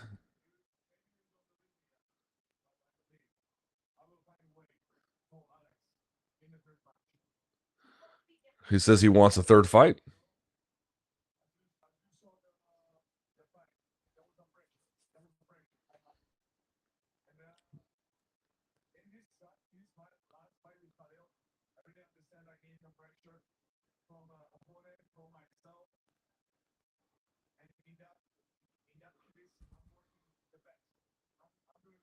All right. I'm going to get the show started. If he does anything of note, and just tell me so I can get this going. All right.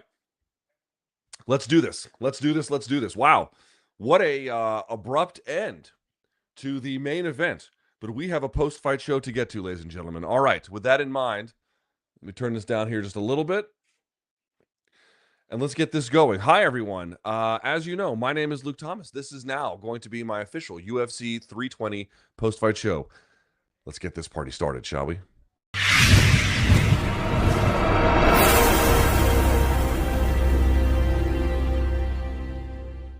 Let's see here. Let's see here. Let's do the stats. Let me get those up. Not that I need it for this particular fight because, well, the stats aren't going to tell you much, are they? However, I need it for the rest of the fights, including that co-main. Let's do that. All right. Let's do that. We pull that up, and now we're cooking with gas. Okay, wonderful. And I'm actually going to blow this up here on top of it. There we go. Okay, and then let's change to what we can see. Boom. There we go. All right. Hi there. Let's get a pull of the vape and let's get this going.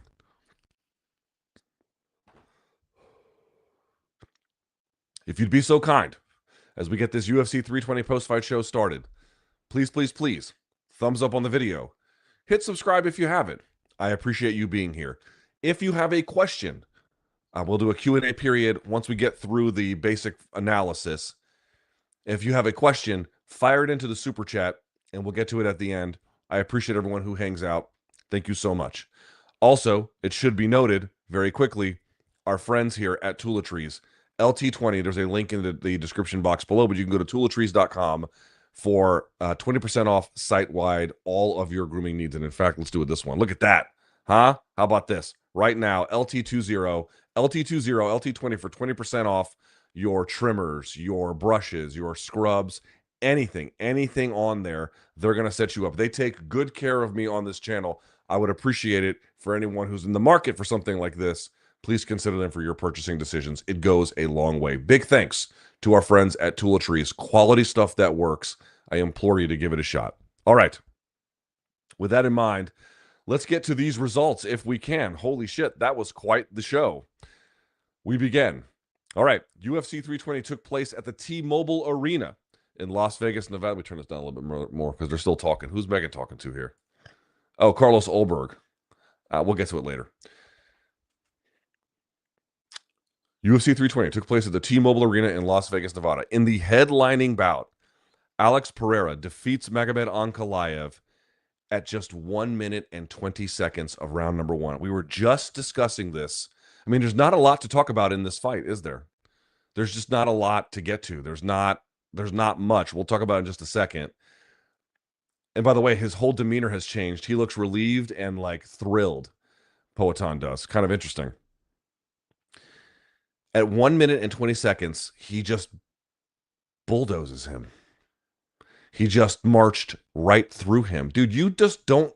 I mean, honestly, like, among somebody as good a champion who is as decorated and has as much tenure as Ankalaev has, how many times have you seen in a UFC title fight someone get bulldozed like that?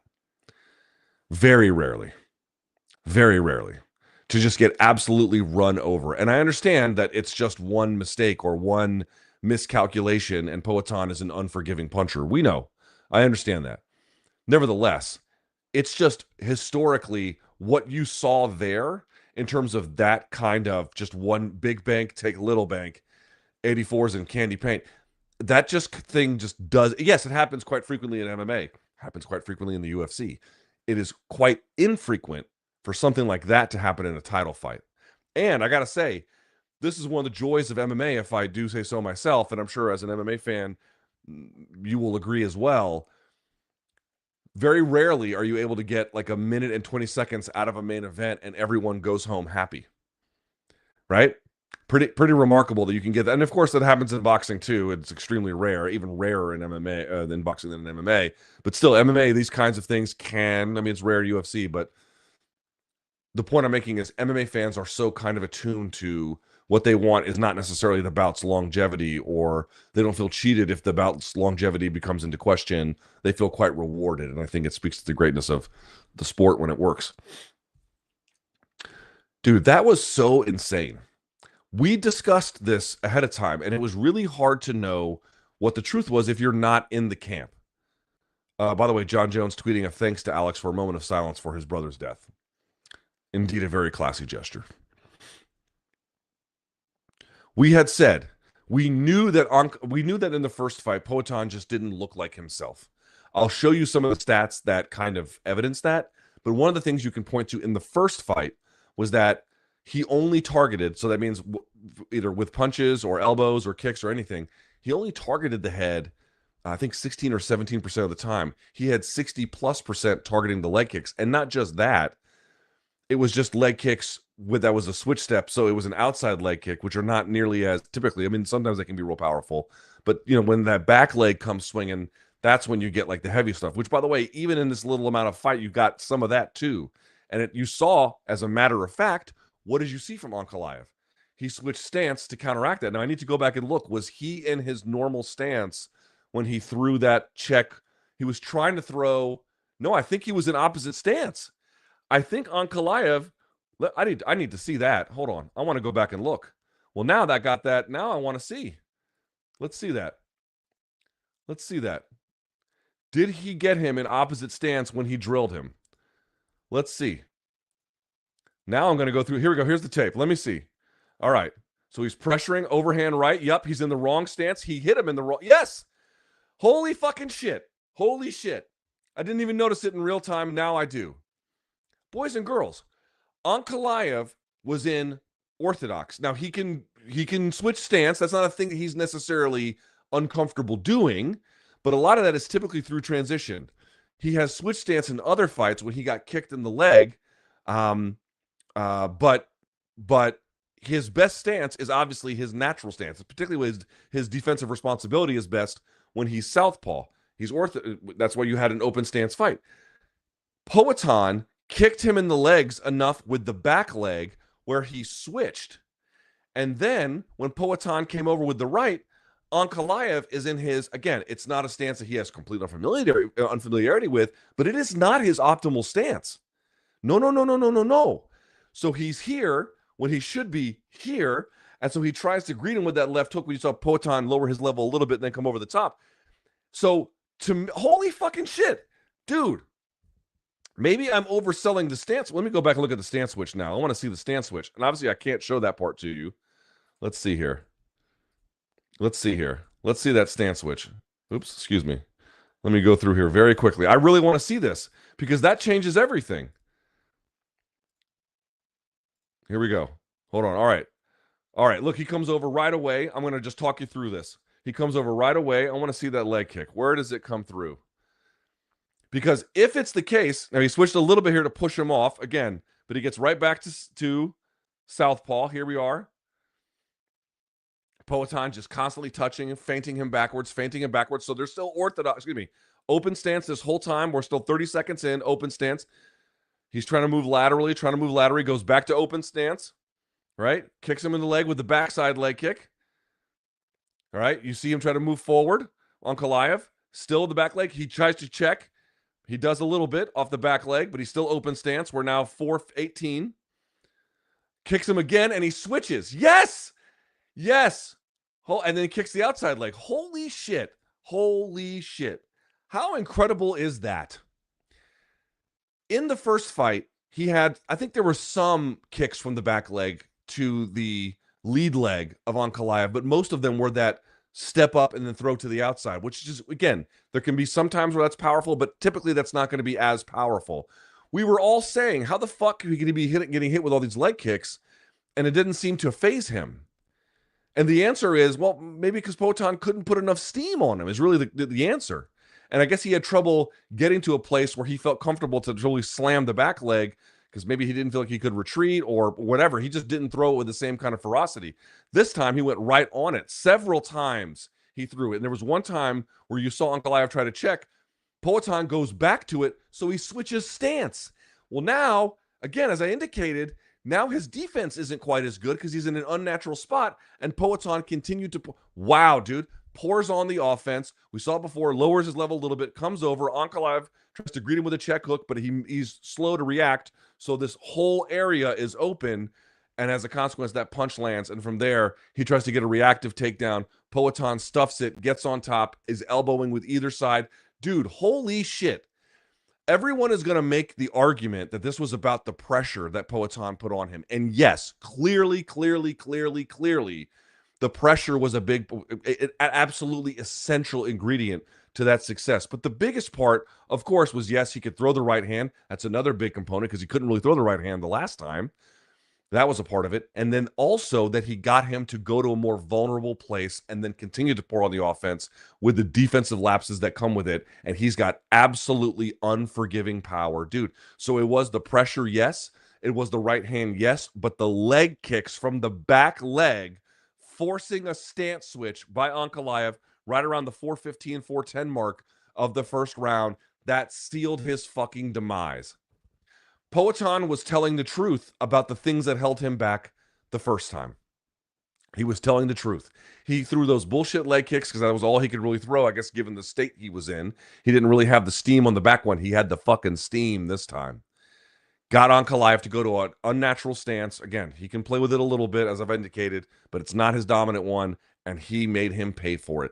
When so many times, right? You guys know the story. If you're an MMA fan, I'm not about to tell you anything you don't know, but so many times fighters go into a fight, they underperform, and then afterwards they've got a litany of excuses. And the thing is this, I'm actually sympathetic to them because anybody who's ever been to an MMA gym or you know, anybody who out there who trains, and you've got people who do sport jiu-jitsu, or if you're at one of these gyms that's got MMA fighters, these guys are fucked up all the time.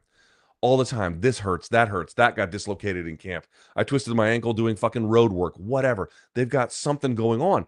So it's not like I disbelieve it, but it's just hard to know how much that explained the loss, right? That's the hard part. I'm not doubting that they're fucked up, but how much of that really was the thing that impacted your performance? Because sometimes these guys are messed up and they win, you know? So it's really hard to know. We knew that it looked unnatural for him. But again, he looked like himself, but, you know, he's normally at volume 7 or 8. This one, he was 9.5. And then in that first fight, he was kind of like volume 4.5, 5. So he wasn't moving in a way that was unnatural. He just needed to do more. You got more, and you got more. Like, this is the power. This is the magic, I should say, of Poatan. Is he the most complete fighter? No, he is not the most complete fighter. Of course, you already know that. But he lands with such punishing degree that he forces guys into suboptimal reactions or suboptimal choices through dilemma, right? I'm going to hit you with a leg kick, and now I'm going to make you get into an unnatural stance, and then I'm going to land a punch, and then I'm just going to close the show. Like, it's absolutely unforgiving with the power, but the power, even if it doesn't stop you in some of the other stages, particularly with the leg kicks, it just compromises everything, and then the downstream results all are a consequence of that. Like, what he does is he forces you through thudding, crippling power to make some kind of choice that makes you much more vulnerable going forward. And then he really begins to pour it on. Like, that's really what he does. Sometimes he's got like one-hitter quitters. Yes, of course. We've all seen him before.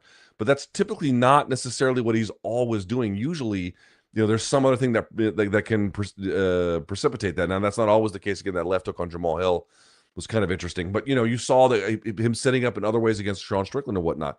The reality of that body jab, the reality is, dude, he lands punishing shots that this is what I talk about all the time. Fighters landing body shots, for example, or landing leg kicks and then being like, well, I landed a bunch on them. When you land on someone in MMA, particularly at the highest level, which I know makes it even harder, but it's just the reality, you have to visibly effectuate change. So if this fight goes to a decision, the judge has to be able to see, look at him switching stance because the leg kick hurt, or some kind of punch lands, and now they're changing the way they fight. Poatan makes his opponents, when he's shining, Poatan makes his opponents fight in suboptimal ways on his terms. You can pick which way you want to fight compromised, but you're gonna fight compromised. That's when he's dealing, that's what you get. He forces people to compete in ways that they would absolutely never want to compete. And he does it quickly.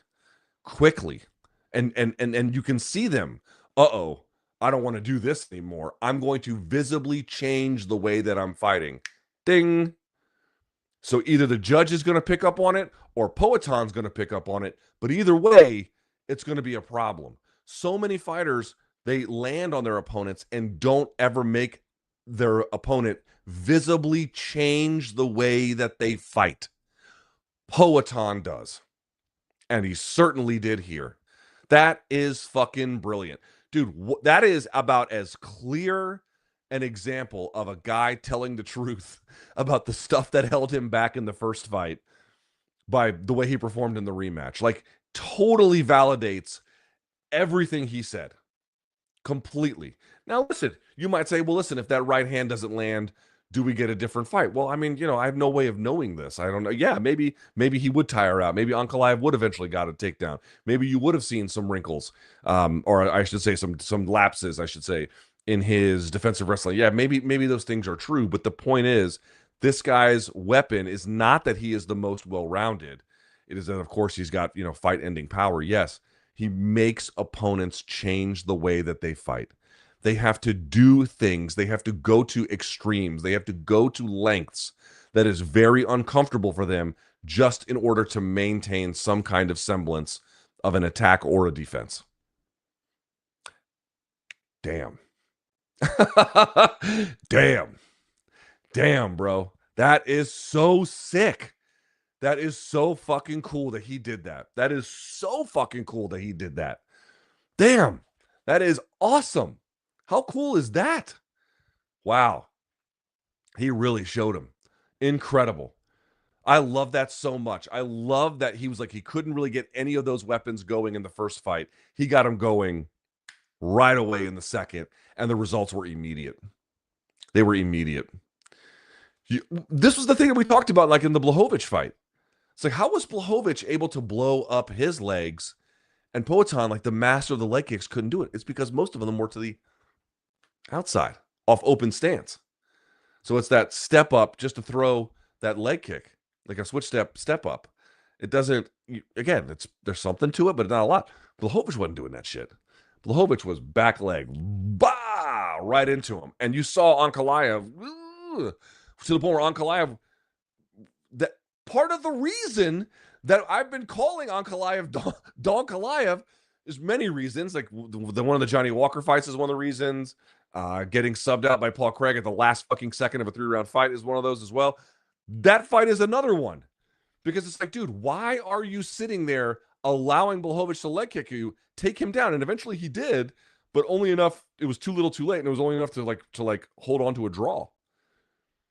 And so it's like, well, why couldn't Poatan do that? Because he was fucked up. He didn't have the gas, he didn't have the injury readiness, he didn't have any of the things that he needed. Well, he had him this time. Yo, that is so fucking cool. I love that. I love it for him. You know what I mean? I love it for him that he was able to be like, I'm going to show everybody.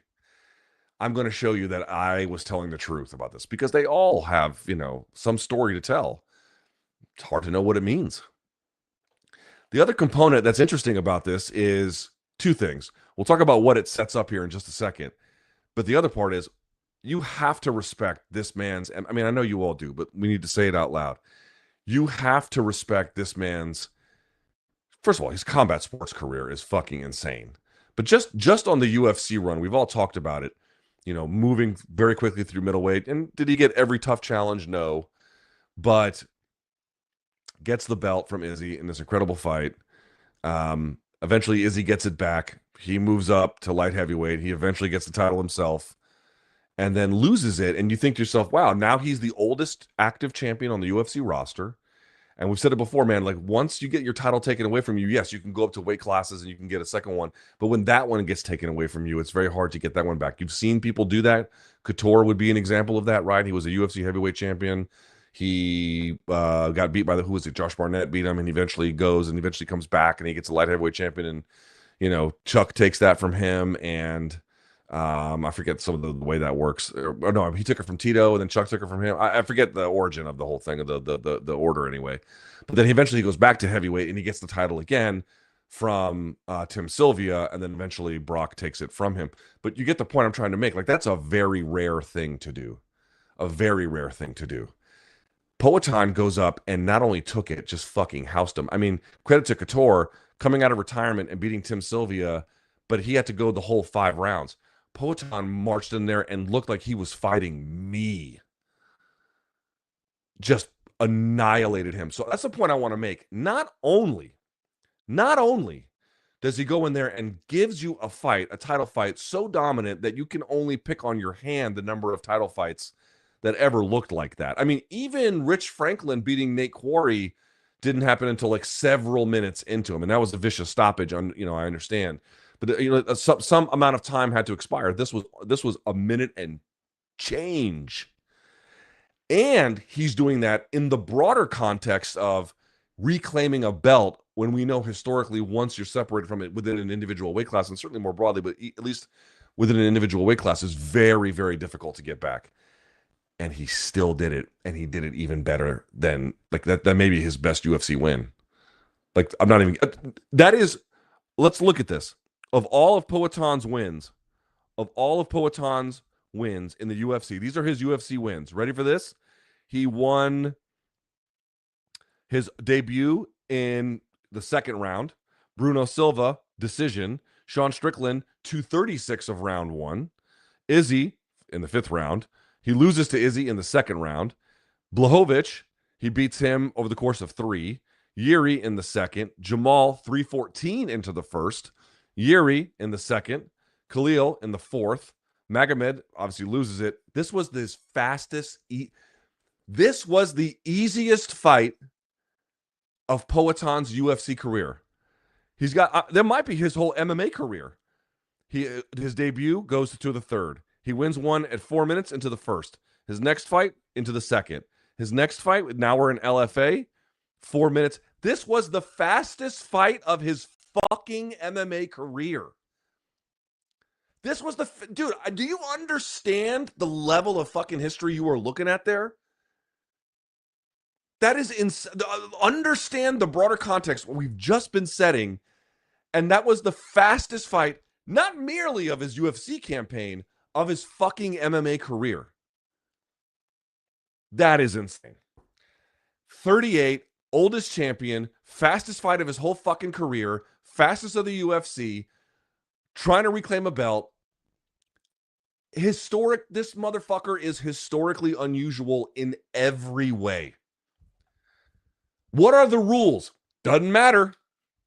What are the things that normally happen? Throw that shit out the window. Doesn't apply. So you've got this whole other story about like how messed up he was in the first fight and how much he was telling the truth based on the results of this, plus this insane trajectory his whole career has been on, plus this insane history about title fights, plus this insane history about the context in which he's trying to win, given he already lost it to this guy. Man, when he goes, I've said this about some other guys, I'm not going to say it all the time, but when that dude goes, he is not going to be easily replaced. That is not a guy you look down on the roster, you're like, oh, there's other people coming up who can, who on the roster. I mean, we love Yuri. We'll talk about him in a minute. Who on the roster can replace that guy? It doesn't exist. It doesn't exist. You're talking about one of the most unusual championship fighters in the history of this sport. Certainly one of the best light heavyweight campaigns. I mean, yeah, obviously, John Jones has got the best light heavyweight campaign by a gazillion miles. Cormier's is up there too, and I would probably put Cormier's ahead of his. But just with the compactness and how much he fills it with unusual levels of greatness, he is so special and so rare. It was so weird that it was so weird that like the buzz around him kind of died after the first Ankalaev fight, which, in retrospect, there's some reason to understand it because it was a lackluster fight. He had a lackluster effort, but it was just kind of weird that, it was this thing. And now, man, I really wonder, like the UFC has to be like all the execs, like, cheering their champagne, they're toasting their champagne flutes and, lighting up cigars because you got a guy who, yeah, they're moving away from pay-per-view, but just somebody that the fans are so eager to see, who does, like, during the course of your life. Like I was never around for some of the greats. I mean, I was a kid when some of the big 80s fights were happening, but I missed all the ones in the 70s, obviously, and I missed all the ones. I was not alive for them. You can only be alive for a certain era. I say this all the time, man, because there's a lot of interesting things happening between boxing and MMA these days. We live in the age of Alexander Usyk. We live in, and I'm not putting him on the same level. I'm just saying guys who are doing interesting things in combat sports. I lived through Jordan Burroughs being an amazing freestyle wrestler and collegiate wrestler as well. I got to live through Poatan doing what he's doing at light heavyweight. It's insane. And middleweight too, obviously. But like, this is nuts. This is none of this shit's supposed to happen. Ankalaev is 33. He got smoked in this fight. Did nothing. Let's look at some of these stats. I'd love to see this shit. I'll show them to you here. Let's take a look. I'm not even sure where to look on my goddamn screen half the time.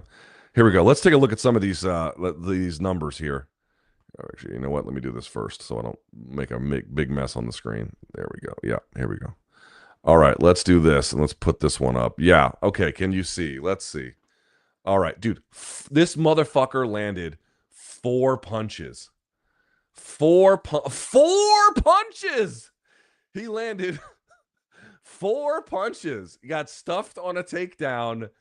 He got... Yeah, of course, what the difference would be. Okay, look at this. Magomed, nothing to the head. Look at the targeting here. Granted, I understand it's a very short fight. 75% to the head. This is targeting, right? How much you target it. 10% to the body, and then 14% to the leg. Now, do me a solid. Look at the first fight between them. Now, look at the targeting here. Now, I know Poatan was in the blue before. He's in the red here. Look at this. I'm sorry. 14% he targeted the head in the first fight. 63. This was all he could muster. And I know that's over 5 rounds, but even that, I bet those numbers would stand. Excuse me, one more time here. I bet those numbers would stand here as well in terms of the targeting. Yeah, look, here's the targeting, right? So head. He didn't target the head at all in the first round of the first fight. Not a single, didn't throw anything to the head at all.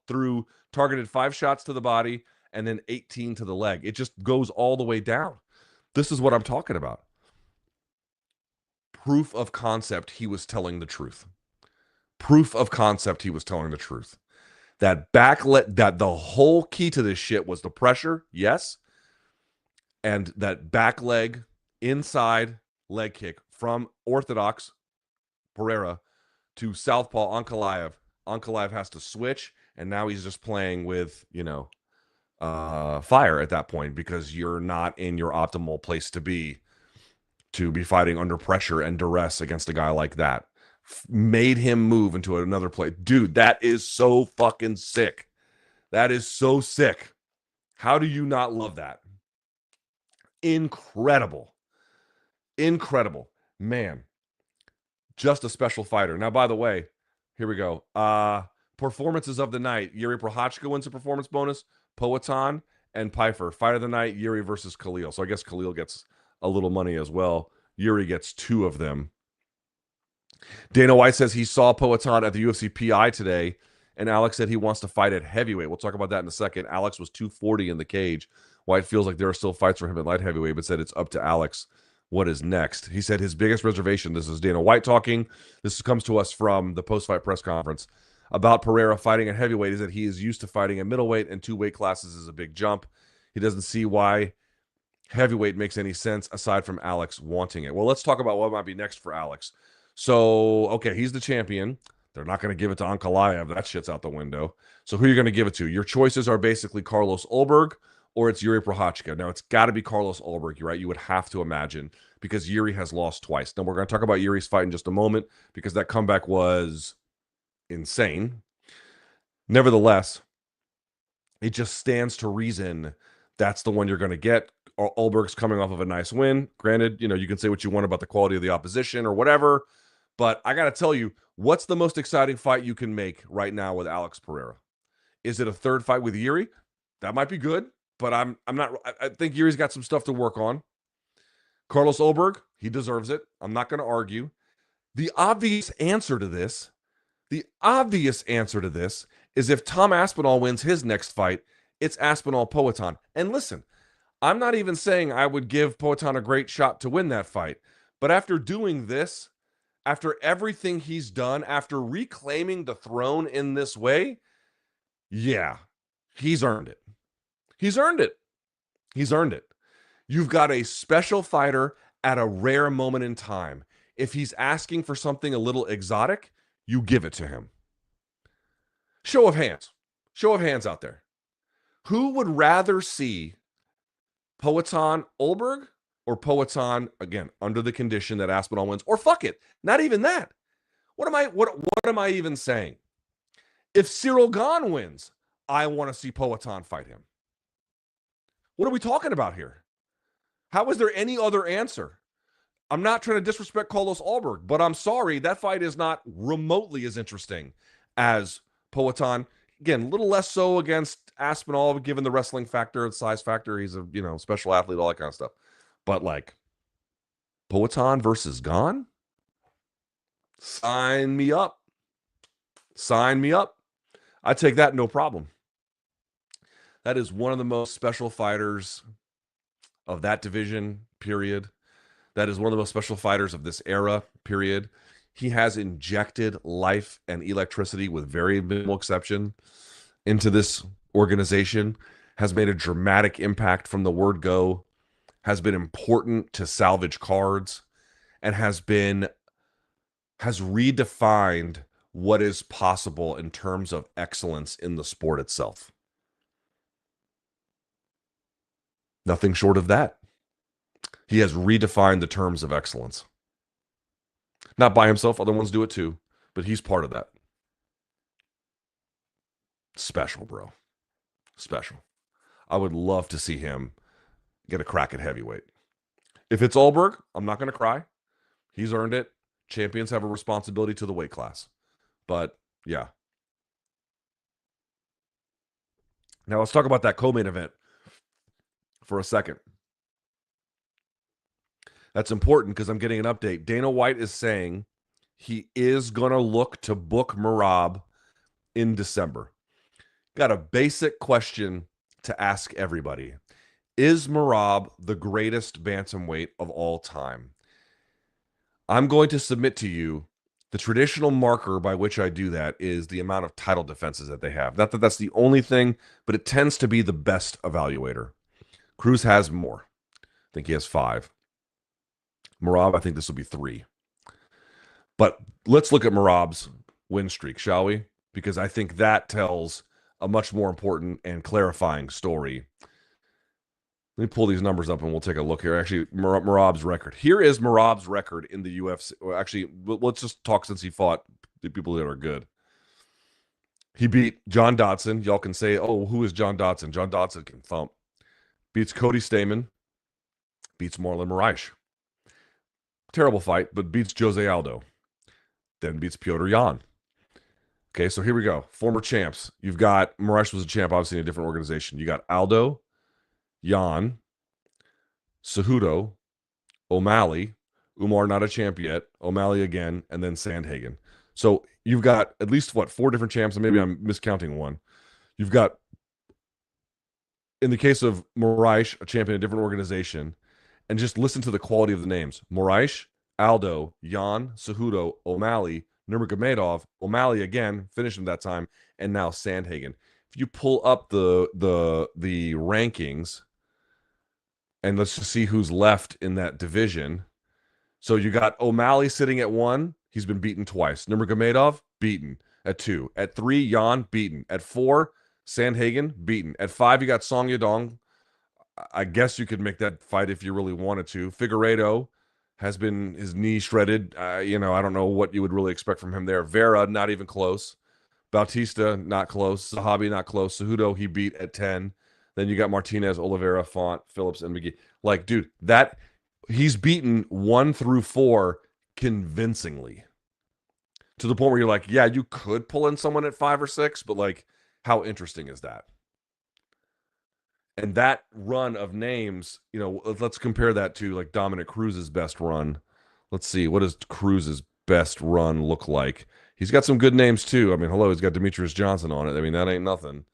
But let's see here. Let's compare like his best run. And again, riddled with injuries, different time. I understand they're not all the same. His best run was a pretty good one. So from WEC, he had Charlie Valencia, who, by the way, y'all are going to hate on. It's a good fighter. Ian McCall, Joseph Benavidez, Brian Bowles. That was another good win. He stopped him too. Joseph Benavidez again, Scott Jorgensen, Uriah Faber, Demetrius Johnson, Takeya Mizugaki, TJ Dillashaw, and Uriah Faber. That's a good ass run too, man. Dude, he went. He beat Faber, DJ, Takeya Mizugaki, Dillashaw, and Faber back to back to back to back to back. Yeah, that's pretty fucking good. Nevertheless, people ask me who would I pick, Merab or Cruz all time in terms of like if they had a head-to-head battle, and you're picking Merab. Dude, I mean, I'm not saying anything anyone doesn't know about Merab. I saw that we talked about this during the live stream, that Sandhagen's team were like, everyone gets tired. He just has better body language. And I'm like, I can believe that plays a role, but I'm sorry, no. His level of output is beyond absurd, and his ability to make what was the key to this fight. Number one, that sneaky little left hook that Merab has is just a problem because it's constantly intercepting people. That's part of it. But the big thing that you really saw was his ability to, off the single leg, switch to the double, and if the double doesn't work, he moves to the back. And then once he gets to the back, he's just resetting position constantly, dude. Constantly. Merab, with his hands clasped together on his opponent's back and the mat return, it appears, an unsolvable problem for his opponents. They can't figure it out. They cannot find a way to extricate themselves, from this situation. Jan couldn't do it. Cejudo couldn't do it. Cory Sandhagen couldn't do it. Sean O'Malley couldn't do it. And they can't fucking do it. They can't do it. And it's not like there's not an enormous amount of tape on Merab. It's not like it's not even, what's Merab going to do? It's some great mystery. Nope. You know exactly what he's going to do. His ability, everything is now getting sharpened, and so all the tools are working together. But his ability to transition the striking to picking up a leg, and he might hit a trap dump.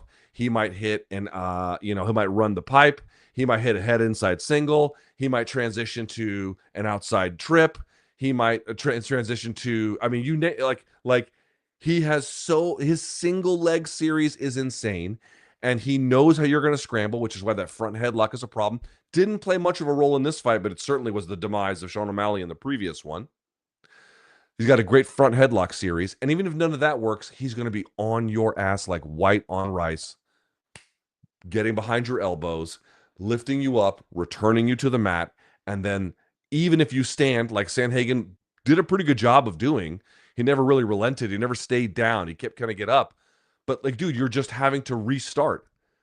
Every time he's just flipping the off switch on your offensive sequences, on any kind of momentum. Off. Oh, you got something going? Off. Oh, you built some height? Off. Oh, you're trying to hit a switch? Off. You know what I mean? It's just constant. They can't get anything going. So then they break apart, and now you're worried, he's going to make contact with me again, so I need to be a little bit more reserved about what I'm throwing. And now your striking has come down. Dude, he sets the terms of the fight. Maybe not at first. I think he did lose the first round. Cory had a good first round. But then after that, it's over. He just begins to slowly set the terms. Here he is in the second round, rocking Cory with that overhand right because Cory wanted to engage with him. Cory, by the way, great resiliency. Normally has a very good chin.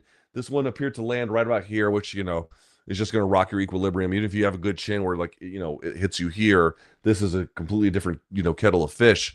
But that's what happened. And, I think Cory made a decent account of himself in that fourth round. They didn't give it to him. I suppose it was close. That's fine. Wouldn't really argue with it. But he did have a better fourth round. But it didn't matter, dude. Once that shot landed on the back of Cory's head there, or the side back of Cory's head, the fight wasn't officially over, but it was effectively over. He recovered in the sense that he had better rounds after that, but he never really, like, whatever he was doing in the first round was lost. What are you supposed to do about a guy like that? Again, I still think that the answer is, to the extent you can pull it off, you have to find a way to redefine the sequence. Because if he's behind you and he's got locked hands, like that is anybody who fights Merab going forward, that's the task. What is your plan for that? Cory's plan was, I'm going to build height and I'm going to break the hands. And he did that. I mean, all things considered, wouldn't you agree? And it wasn't enough to win, but wouldn't you agree, all things considered, did Sandhagen do a pretty reasonable job building height and breaking locked hands? I would submit to you he did. And yet look at the result.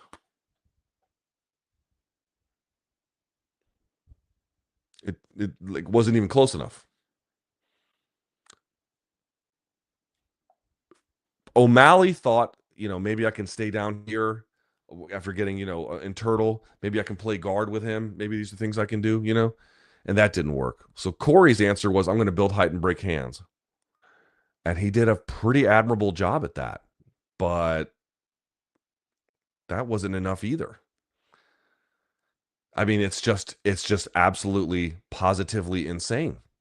It's positively insane.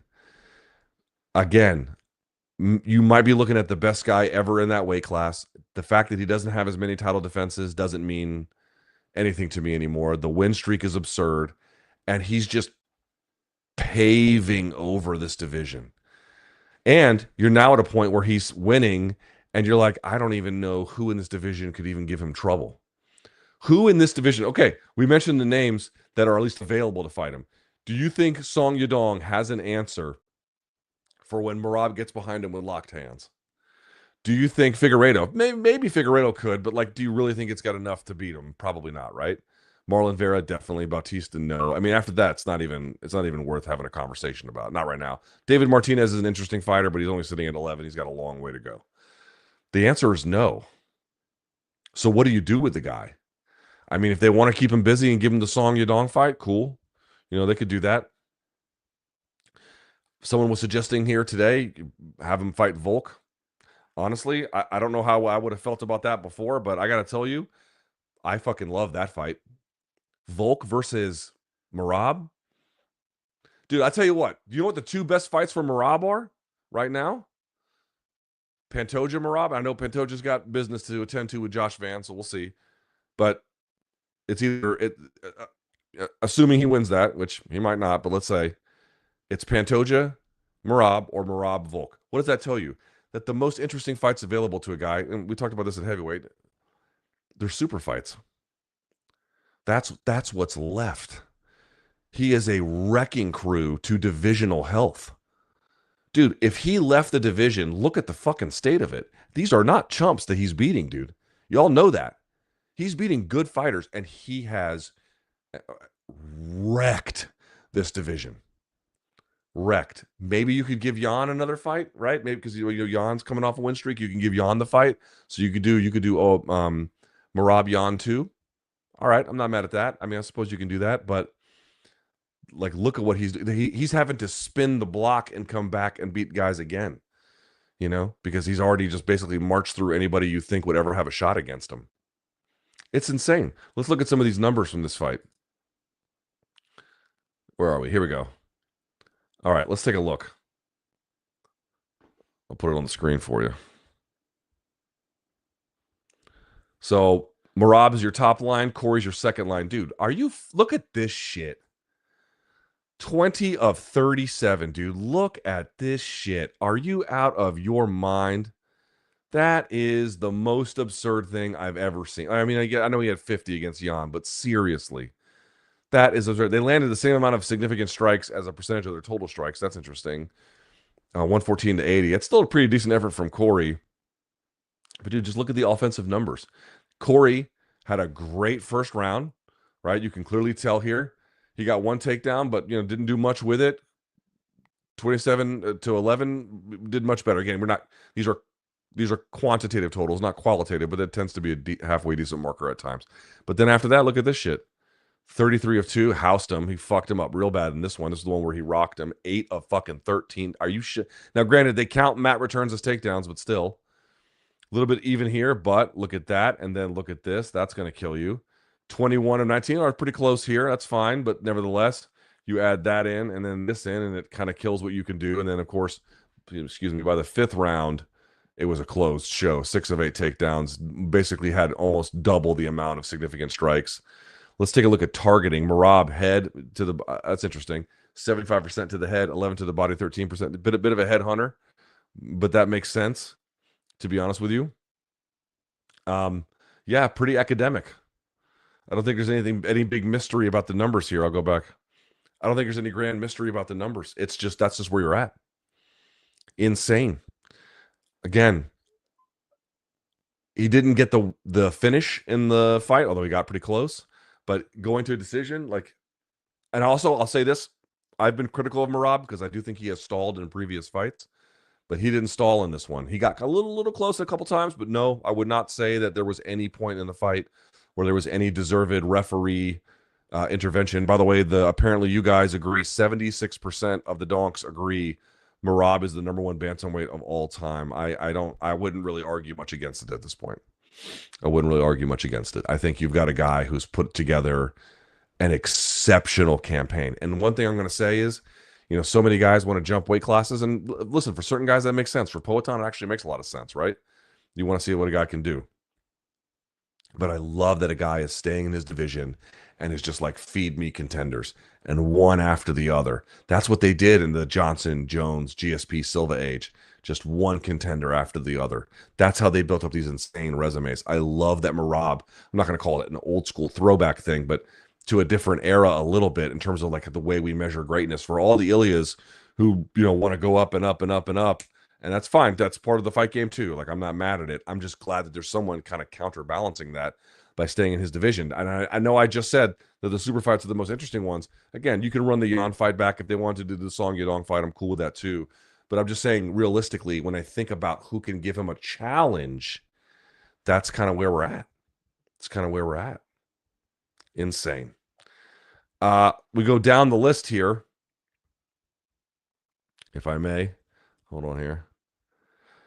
Jiri Prochazka defeats Khalil Rountree via KO at 3:04 of round 3.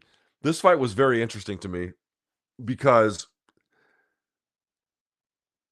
Jiri had a lot of problems. Open stance fight, he couldn't break through that lead hand, and you saw the speed of Khalil. Everything you thought from Khalil you were going to get, you got.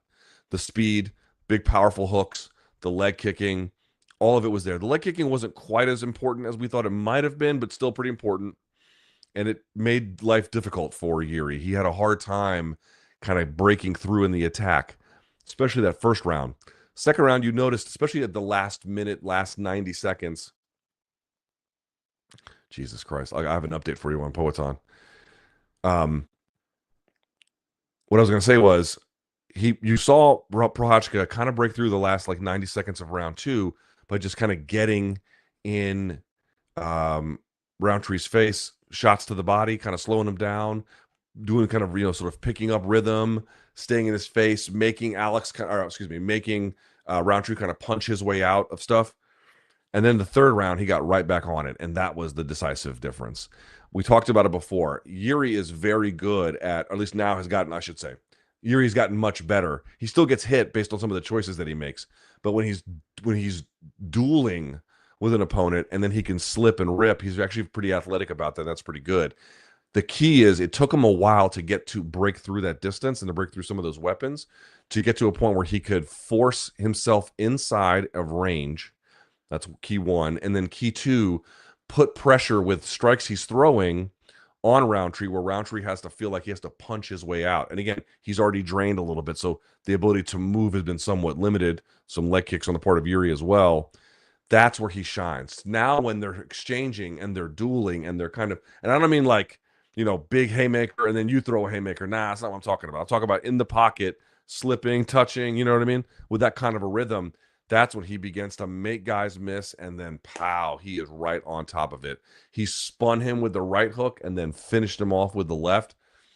That was so fucking epic. Khalil Rountree going out on his shield like a goddamn warrior, also incredible. I feel bad for him because you win 2 rounds against Alex and then you lose.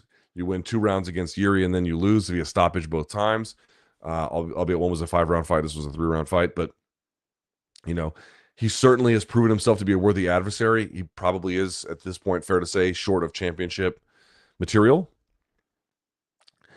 I don't know if this is the kind of win that tells people Prochazka has what it takes to get the belt back because of how long it took him to get going. He was hit several times hard in those first 2 rounds.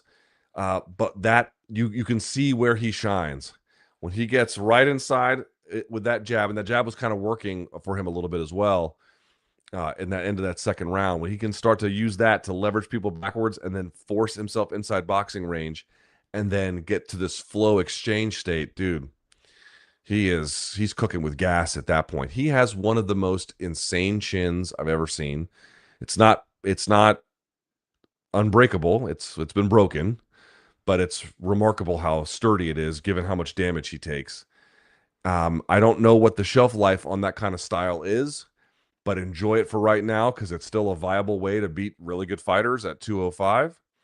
I don't think he needs to go to 85. I don't want to see that. I don't think he needs to go to heavyweight. I don't want to see that. I think it's not clear how much longer Poaton's going to compete. This was an amazing win. Please don't misunderstand me, but he is 38. There's like natural limits to these sorts of things. And how old is Prochazka? Prochazka is only 32. So he's 6 years the junior of Poatan. He's got some time. You know what I mean? He's younger than Olberg, for crying out loud. So I would like to see, depending on what they do with Poatan, if they send Poatan to heavyweight, do you do Olberg Yuri? Oh, I think that would be a fun ass fight. Yeah, that styles make fights. I might still pick Yuri to win, but nevertheless, you get the idea. By the way, I'm being told Alex broke or dislocated at least one big toe, according to Dana White. We saw him adjusting his toes at the end of that fight. Maybe he fucked him up. I don't know what happened there. That's interesting. But Prochazka, the fact that Poatan won makes it difficult for him to be jumping the queue. But the fact that he came back in an insane performance, one of the best comebacks of the year, certainly, I think, reignite for both guys, for both Prochazka and Poatan, really reigniting the fan base. Prochazka was coming off of the win, I understand. I'm simply saying, nevertheless, really getting them excited about the future. Not just about what they did, but about, hey, there's still some really interesting fights for both of these guys. And I still want to see them do big fights, and I still believe in their power to get and do impressive things. It was really important in that regard. I guess the thing that I come back to, though, is I would have liked to have seen him more tactically solve the problem of what Rountree was doing.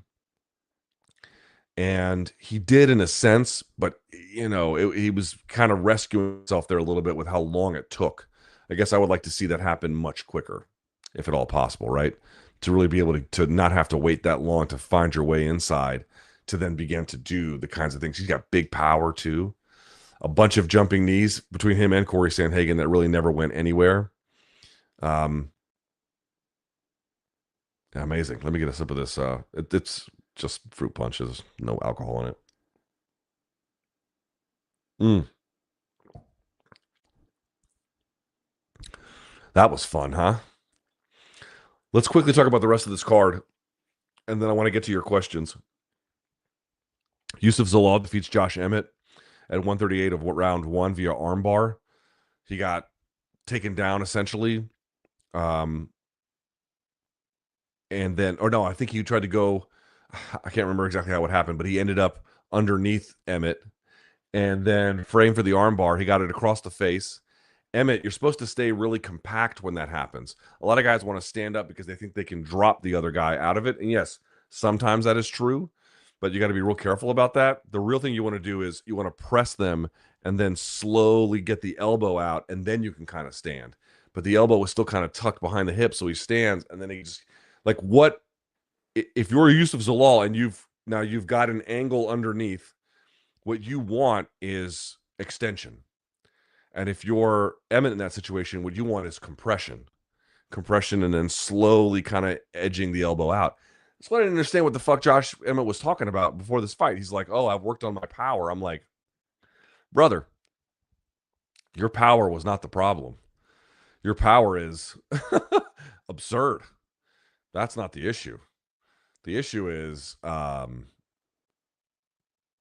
everything. Well, not everything else, but enough well-roundedness. I mean, it's a real difference. I mean, yes, they're in different places in their careers, but Josh Emmett, to me, very great guy.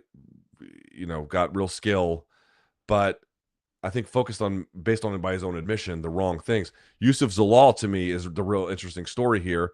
Just 29 years of age, loses, eventually gets booted from the UFC. He lost to Ilia Topuria, which is fine. Then Choi Sung Woo, and then Sean Woodson.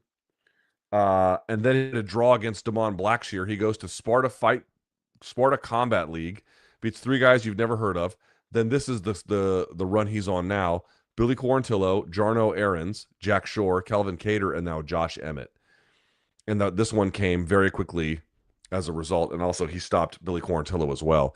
This is a testament to the power of skill development. How many times have we talked about on this channel and others, guys are like, "Oh, I'm not going to work on my skills. I'm just going to change weight classes," for example. And it's like, well, that's not your fucking problem. The problem is not that you're not enough of a weight bully. The problem is you don't have enough skills. This guy may be losing the way that he did. And granted, he wasn't fighting bad fighters necessarily, especially in the case of Ilia Topuria. Sean Woodson's a good fighter too. But this is why it's like what you need is skill development.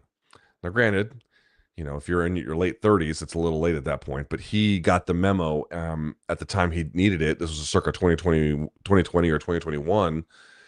And look at the difference in his game now. Look at the result. He hasn't lost since 2022. He's on let's see, 1, 2, 3, 4, 5, 6, 7, 8, 9, or excuse me, 1, 2, 3, 4, 5, 6, an 8-fight win streak. An 8-fight win streak, and then obviously 1, 2, 3, 4, 5 in a row in UFC. Not bad. Not bad. Skill development, footwork, tying everything together. It's not about weight manipulation. Weight is important, of course. But if you're a young fighter in your early to mid 20s, I cannot overstate to you the importance of skill development. This will prevent you from having to make drastic or suboptimal choices about what weight class to compete in later in your career. That's what you need to focus on. Incredible job by Yusuf Zalal. Really, really, really impressive. Joe Pyfer defeating Abus Magomedov. He got out wrestled and out grappled in the first round. Got a little dicey for him. But then Pyfer came out in the second, bulldozed him, dropped him, took his back, mounted him, then took his back, and then choked him out. Great win by him. He's certainly something of a controversial figure. I think it's a nice way to put that, but doesn't matter. Phenomenal performance. Again, started a little slow. Magomedov's tough early, but he kind of fades. But Pyfer kind of expedited his exit, beating him at 144 in the second round via face crank. Pretty remarkable. And then, if I may, what was the one on the prelim card that I wanted to talk about? Oh, Patchy Mix. Holy shit. He loses to Jakub. I think that's how you pronounce it. Jakub. Viklach is how they kind of pronounce it, I think. I'm not sure how you pronounce it. He defeats Patchy Mix via split, 29-28, 2 times for him, and then 29-28, 1 time for Patchy Mix. Dude, I don't know what the fuck is going on with Patchy Mix. I'm going to say it again. I challenge anyone to watch his run through the Bellator bantamweight tourney and tell me 2 things. Tell me that looks like the same guy you're seeing now, because it doesn't.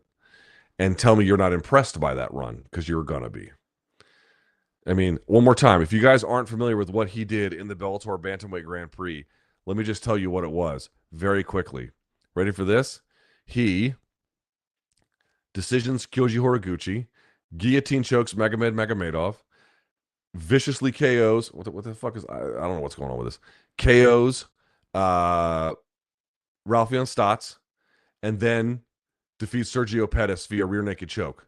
So he guillotine chokes Magomedov, KOs Ralphion Stotts with a knee in the first round, a minute 20 into the first round, and then beats Sergio Pettis in the second round via choke. Like, what the fuck are we talking about? Then he rematches Magomedov in PFL Bellator Championship Series, but in PFL it doesn't go right, and he has 2 fights in UFC, and he looks terrible. He looks terrible. He looks unrecognizable to me. I don't know if he's got injuries. I don't know. I don't know what the issue is. He looks stiff. He looks like he couldn't even really pass guard. You know, he found the back late in the third, and that was really about it. I don't know. Like, if the UFC cut him, I couldn't even blame him. I'm not telling him I want him to cut, but like, can you blame them?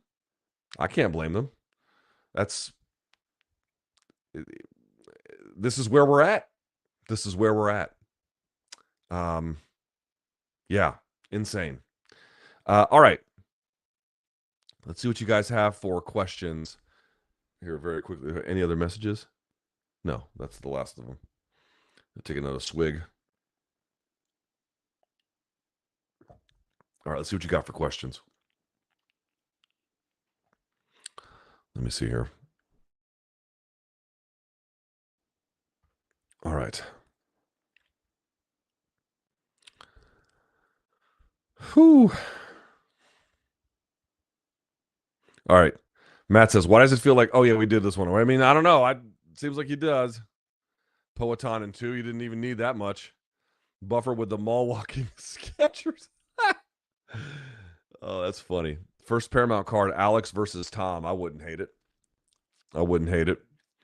Who can replace Buffer when he retires? Joe Martinez. No one will replace him, but they'll find people to get the job done. Yuri with the proud dad moment. That's funny. This fucking card rocks. It certainly did. C-Shank says, God bless Poatan. Can't stand Ali fighters for the most part. Yeah, I can understand that. Danny says, Alex from the first fight is 5% of Alex's tonight. Yeah, I agree. I mean, just completely unrecognizable. Yes, Shama. UFC must be stoked to have Poatan as champ. No doubt about it. Man. Devin says, Poatan is made of mahogany. Brazilian mahogany. Wesley says, not even 4 years in the UFC, 3-time champ, 2 division champ, 6 title fight wins. What a speed run. Dude, you'll never see one like this, maybe as long as you watch a UFC again. I'm not even kidding. It's just comical how unusual it is. Please explain why 50-45 and Hughes Usman is so egregious. Okay. If Hughes won 0 definitive rounds, then 50-45 means he lost 2 coin flips. I talked about this yesterday. I would like to focus on the UFC fights for today. The reality is, we'll talk about this. Excuse me. Tomorrow on Substack. We're going to do a rewatch of that, and we're going to break it down. So join me for that. That's the place to do that. This gentleman writes, okay, that 100% makes me believe that Poatan was hindered in the first fight. No question about it. If he goes to heavyweight now, nobody will talk about unfinished business with Ankh. Dude, does anyone want to see a third fight with Ankalaev? There's like no appetite for that, right? Max says, if Yuri is an ogre, Poatan is a demon. He didn't even break a sweat. He said, hold my beer from the very first second of the round. I mean, he beat him like, it was regional MMA or something. Yuri Olberg for interim while Poatan fights Tom. I wouldn't hate it. I would not hate that at all. Dean Thomas was right. Send Ankh to the PFL gulag. It's a little strong, but I think UFC is probably really happy with the way things went. Grok says 12-6 elbows to the liver. He's pissing blood later. He hit him 12-6 in the ribs or liver, whatever it was, and then he hit him 12-6 in the head. Oh my God, that had to suck. Leg kicks seem to be his kryptonite. Well, certain kinds of leg kicks, as we discussed. We all should feel lucky to watch the Poatan era. I certainly do, and I certainly share that sentiment. Poatan chose violence. Yes, he did, Alex. Egon says, in case you forgot, Poatan can crack, son. Yes, ma'am. Ray says, excuse me. I really thought he was going to use his right hand today, and last time I expected Alex to inside low kick Ankh like Jan. That comboed quite well tonight. Yes, it did.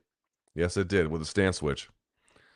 Out of Yuri's 38 fights, only 2 have been to a decision. The guy is... No one is guaranteed excitement in MMA because, it's tough to guarantee that, but he's about as close as it gets. Is Alex the Jokic of MMA, just a complete unicorn? No, because Jokic is fundamentally sound. Also, Jokic is not that great of an athlete, and Yuri is. It's awesome when MMA delivers and we get a great card. It feels so good, doesn't it? Feels right in the universe. Nick says, I feel like we've started to expect the impossible from Poatan. His career is impossible. In comparison to himself, tonight is normal, but it's insane. You're so right. Michael says, should rounds be scored 1-0? Okay, guys, this question, instead of 10-9 with draws being 1-1, instead of 10-10, feels like it would be easier to calculate 3-2. Once again, this system has to be implemented and tested, but I don't agree. I think you need a degree of nuance between 1-0 and 10. 10-9 should not be 1-0 because what if it is a 10-8? Now it's not as simple anymore. So no, I don't agree. That was a Jones Gone level schooling. Yeah, exactly. I mean, that's the kind of thing you were looking at there. They happen. Fights like that happen, but they're pretty rare. Like there has to be like a gigantic, and for a guy to lose to him and then come back and do that, also insanely rare. Poatan with the main character energy. Poatan greater than Izzy. I mean, the fact that he's a 2-time champ up a different weight class, he certainly had. I mean, he wasn't a better middleweight, but he's having a more championship filled run. I mean, it's just his career is so weird. It's again, he's redefining what greatness looks like.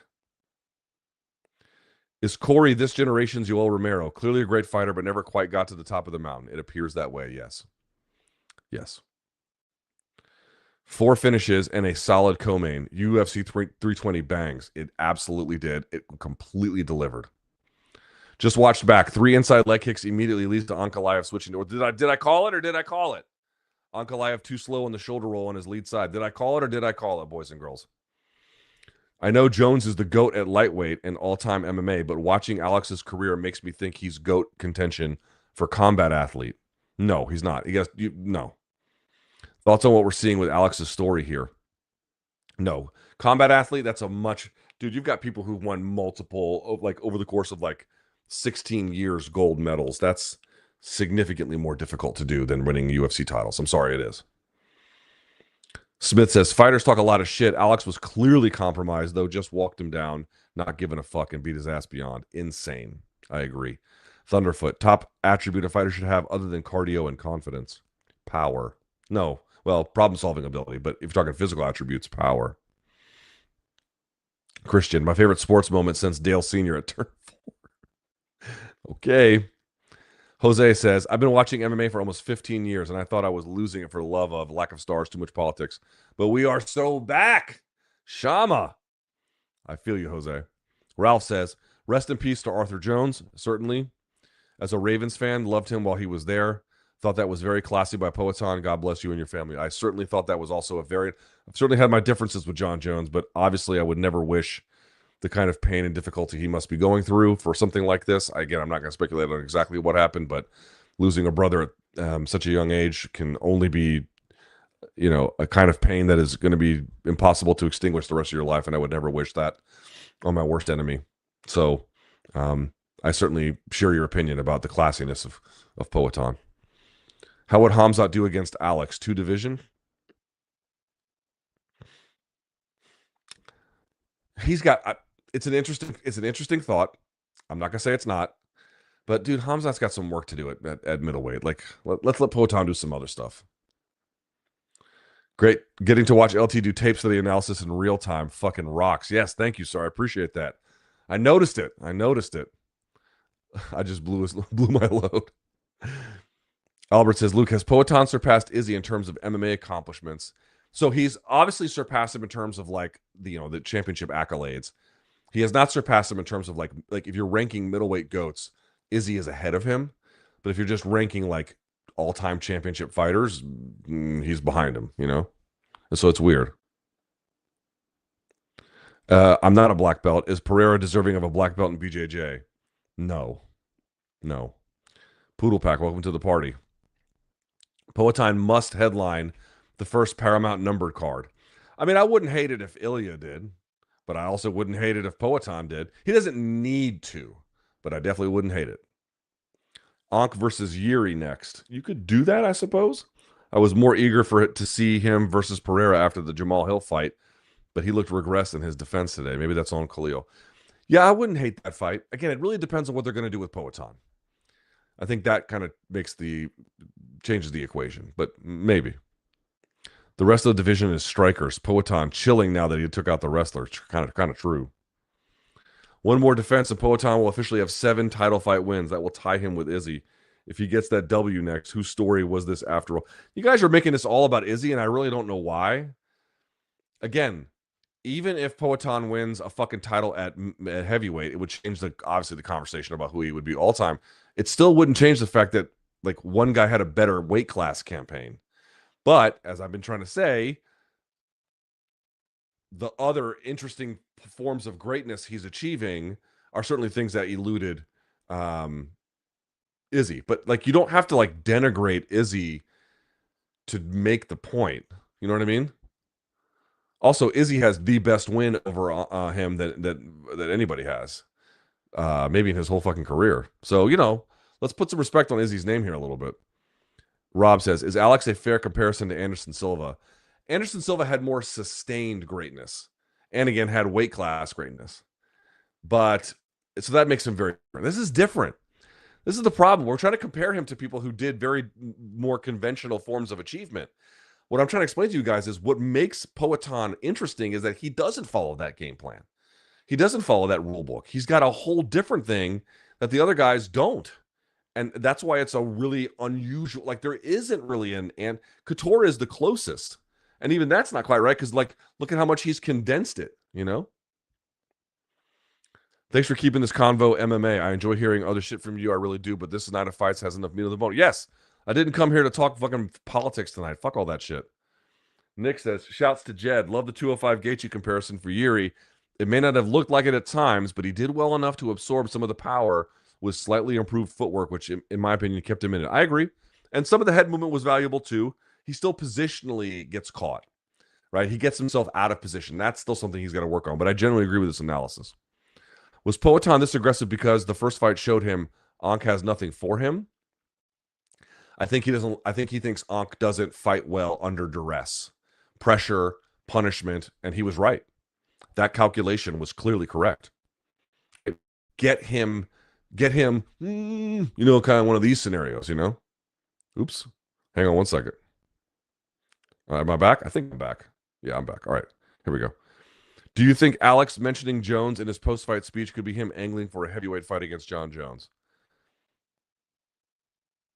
I think he was just being kind. You know what I mean? I think he was just being kind.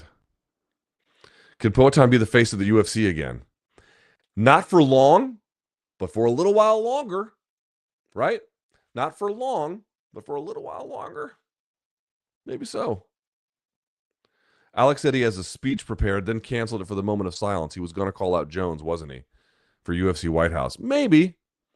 That's a maybe. I can't say no. That's a maybe. But I honestly think he probably wants us. I mean, wouldn't you want a belt if you're Poatan? You know what I mean? Like, also, like, not for nothing, I think Jones is probably. I mean, again, I'm not going to talk shit about Jones because given the circumstances, but I'm just going to say as an evaluator, even though I think his skill has diminished, he's older. It's still a tough matchup for Poatan. Maybe Poatan really believes in him. I don't know.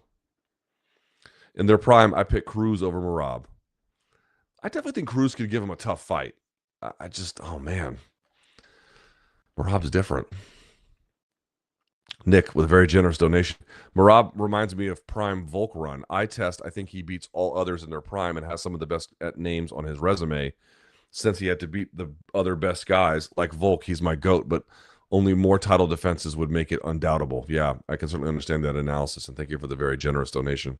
Trevor says, is Merab the John Jones of little guys? Not yet.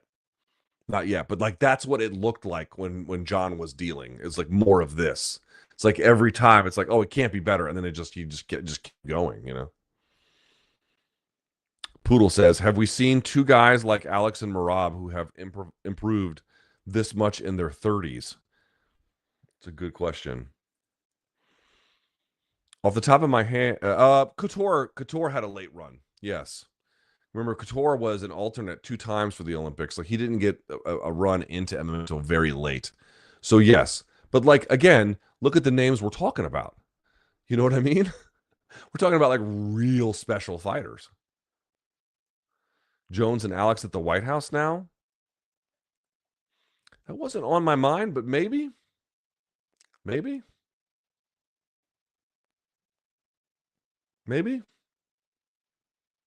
So what is left for Ankalaev now after that? Wait till Poatan leaves the division or MMA? Patchy and Suarez haven't won since they got engaged. All right. I mean, I'm not trying to make it about that, but yeah, they're on hard times. I want my girl to look at me the way Yuri looked at Alex. Good luck. Chaos says, do you think fighters like Poatan and Topuria will get paid more with the Paramount deal? I think everyone's going to get a slight bump.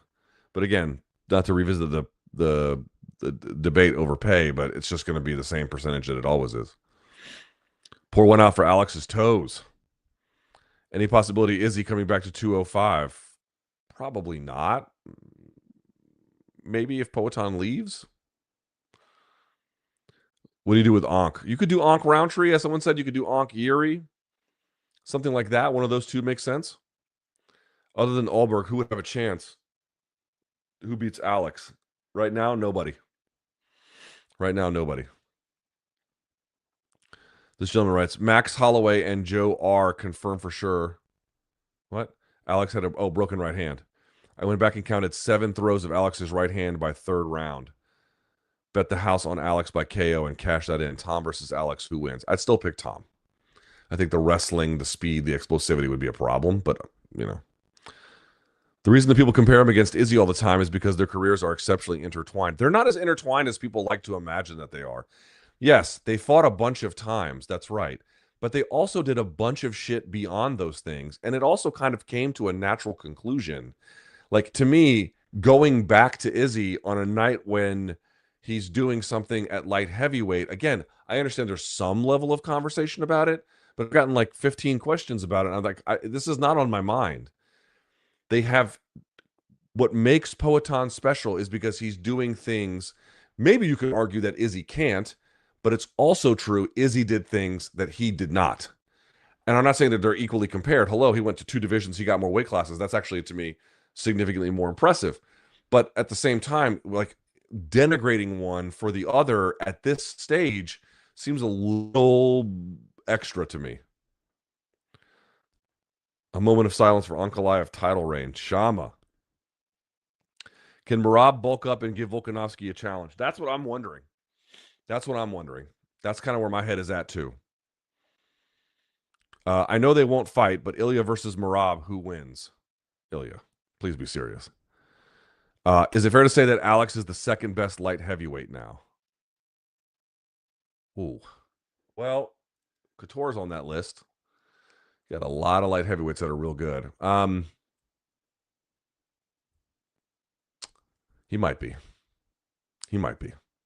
If it's not him, it's Couture. And if it's not Couture, it's him.